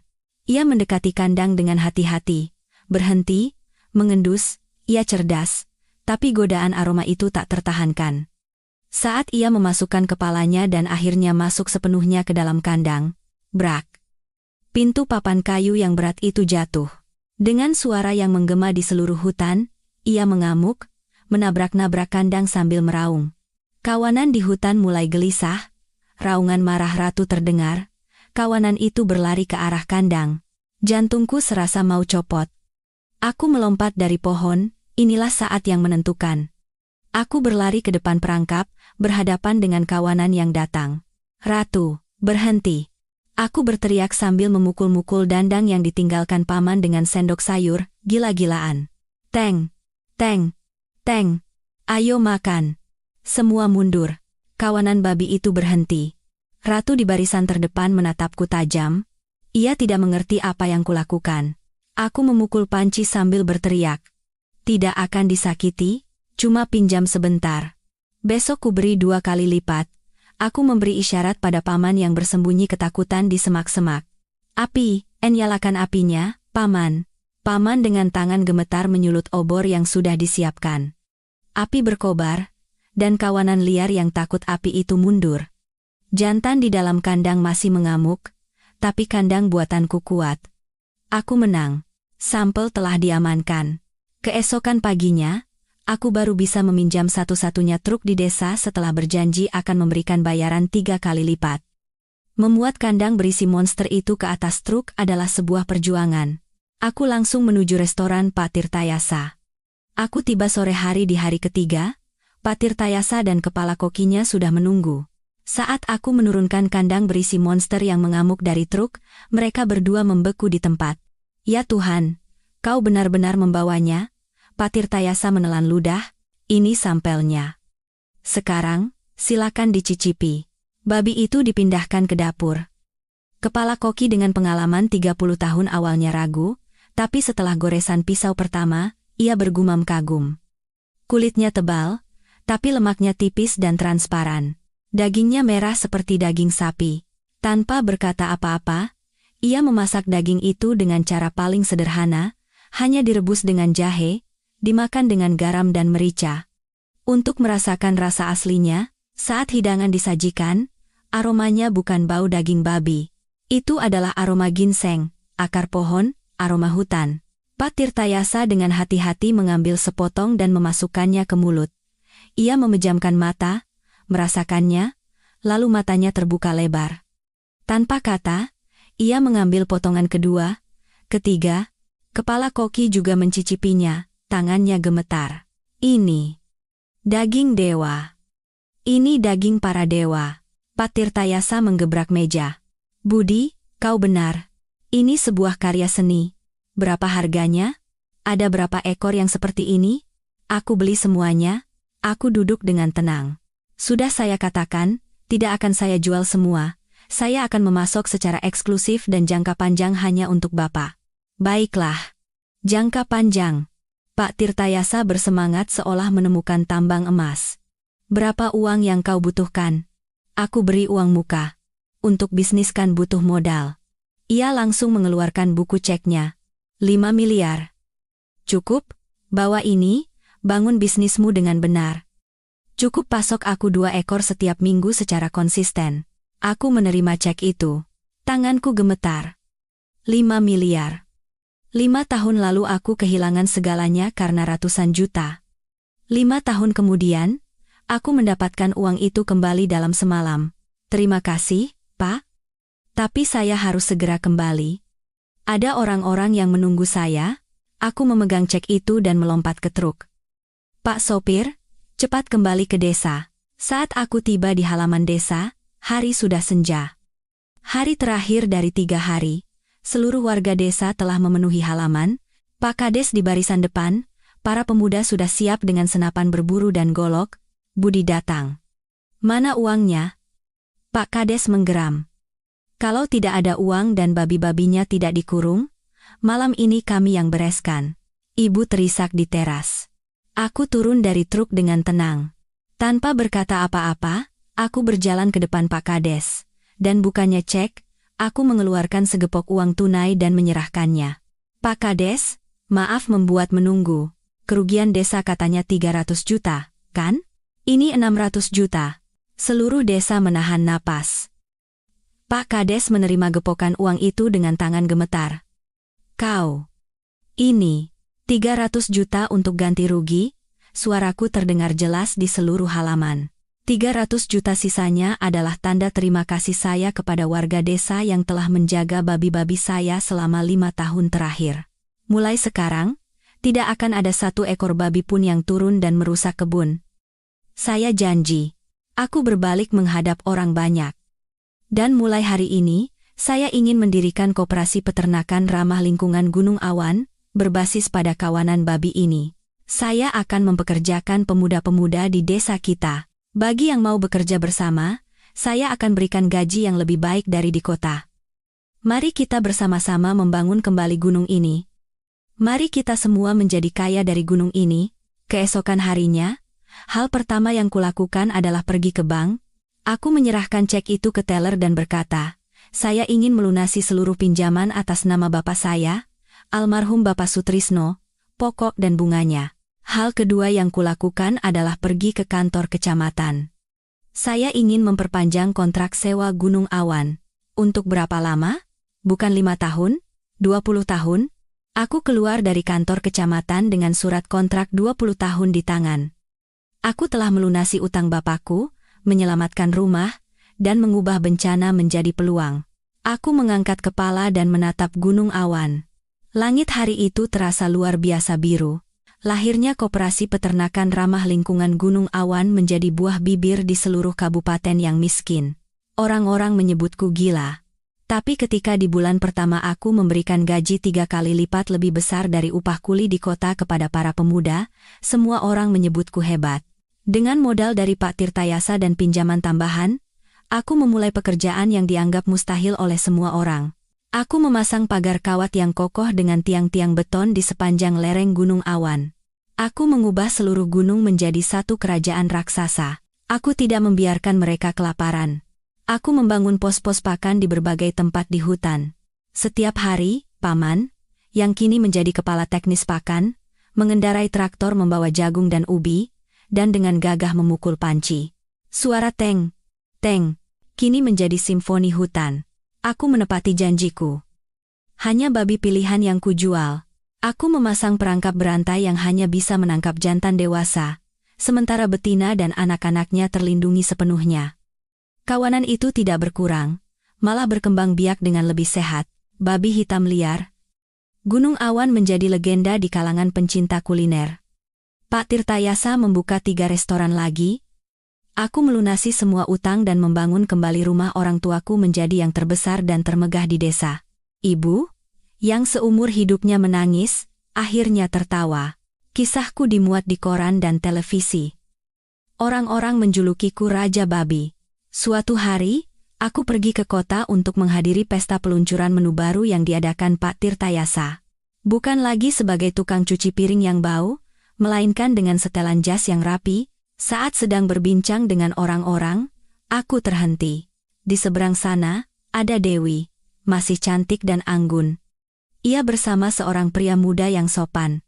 Aku mengenalinya sebagai pegawai kantor kecamatan yang menyewakan gunung kepadaku. Suaminya. Dadaku terasa sedikit sesak, tapi kemudian lega. Mata kami bertemu. Dewi tampak terkejut melihatku. Mungkin karena ia melihat Raja Babi yang gagah dan percaya diri, bukan pria kuyu di kamar kos kotor. Ia tampak hidup bahagia, tapi di matanya, sekilas kulihat ada kesedihan dan penyesalan. Kemudian ia tersenyum. Aku mengangguk dari jauh sebagai tanda hormat. Ia membalasnya dengan senyuman. Senyuman itu adalah sebuah restu. Kami tidak bertukar sepatah kata pun, tapi itu sudah cukup. Cinta yang harus kuputuskan dengan tanganku sendiri untuk menyelamatkannya. Sekarang aku merasa damai. Ia telah menemukan kebahagiaannya, aku telah menemukan jalanku. Jalanku adalah gunung itu. Sore itu, aku tidak pulang ke rumah, melainkan pergi ke gunung sendirian, membawa sebuah wadah kecil. Aku naik ke puing-puing bekas kandang, tempat aku membakar dupa perpisahan. Senja mewarnai langit dengan keemasan, dan angin bertiup sejuk. Dari dalam semak-semak, sebuah bayangan abu-abu raksasa berjalan keluar dengan wibawa. Ratu. Ia sudah sangat tua, tapi wibawa sang ratu tidak berubah. Ia tidak lagi muncul di pos pakan yang ramai. Ia punya harga dirinya sendiri. Ia menatapku. Aku pun menatapnya. Kami bukan lagi tuan dan ternak. Kami adalah dua sahabat yang telah menaklukkan takdir bersama. Aku menuangkan isi wadah itu ke atas batu datar. Jagung ketan yang direbus dengan gurih.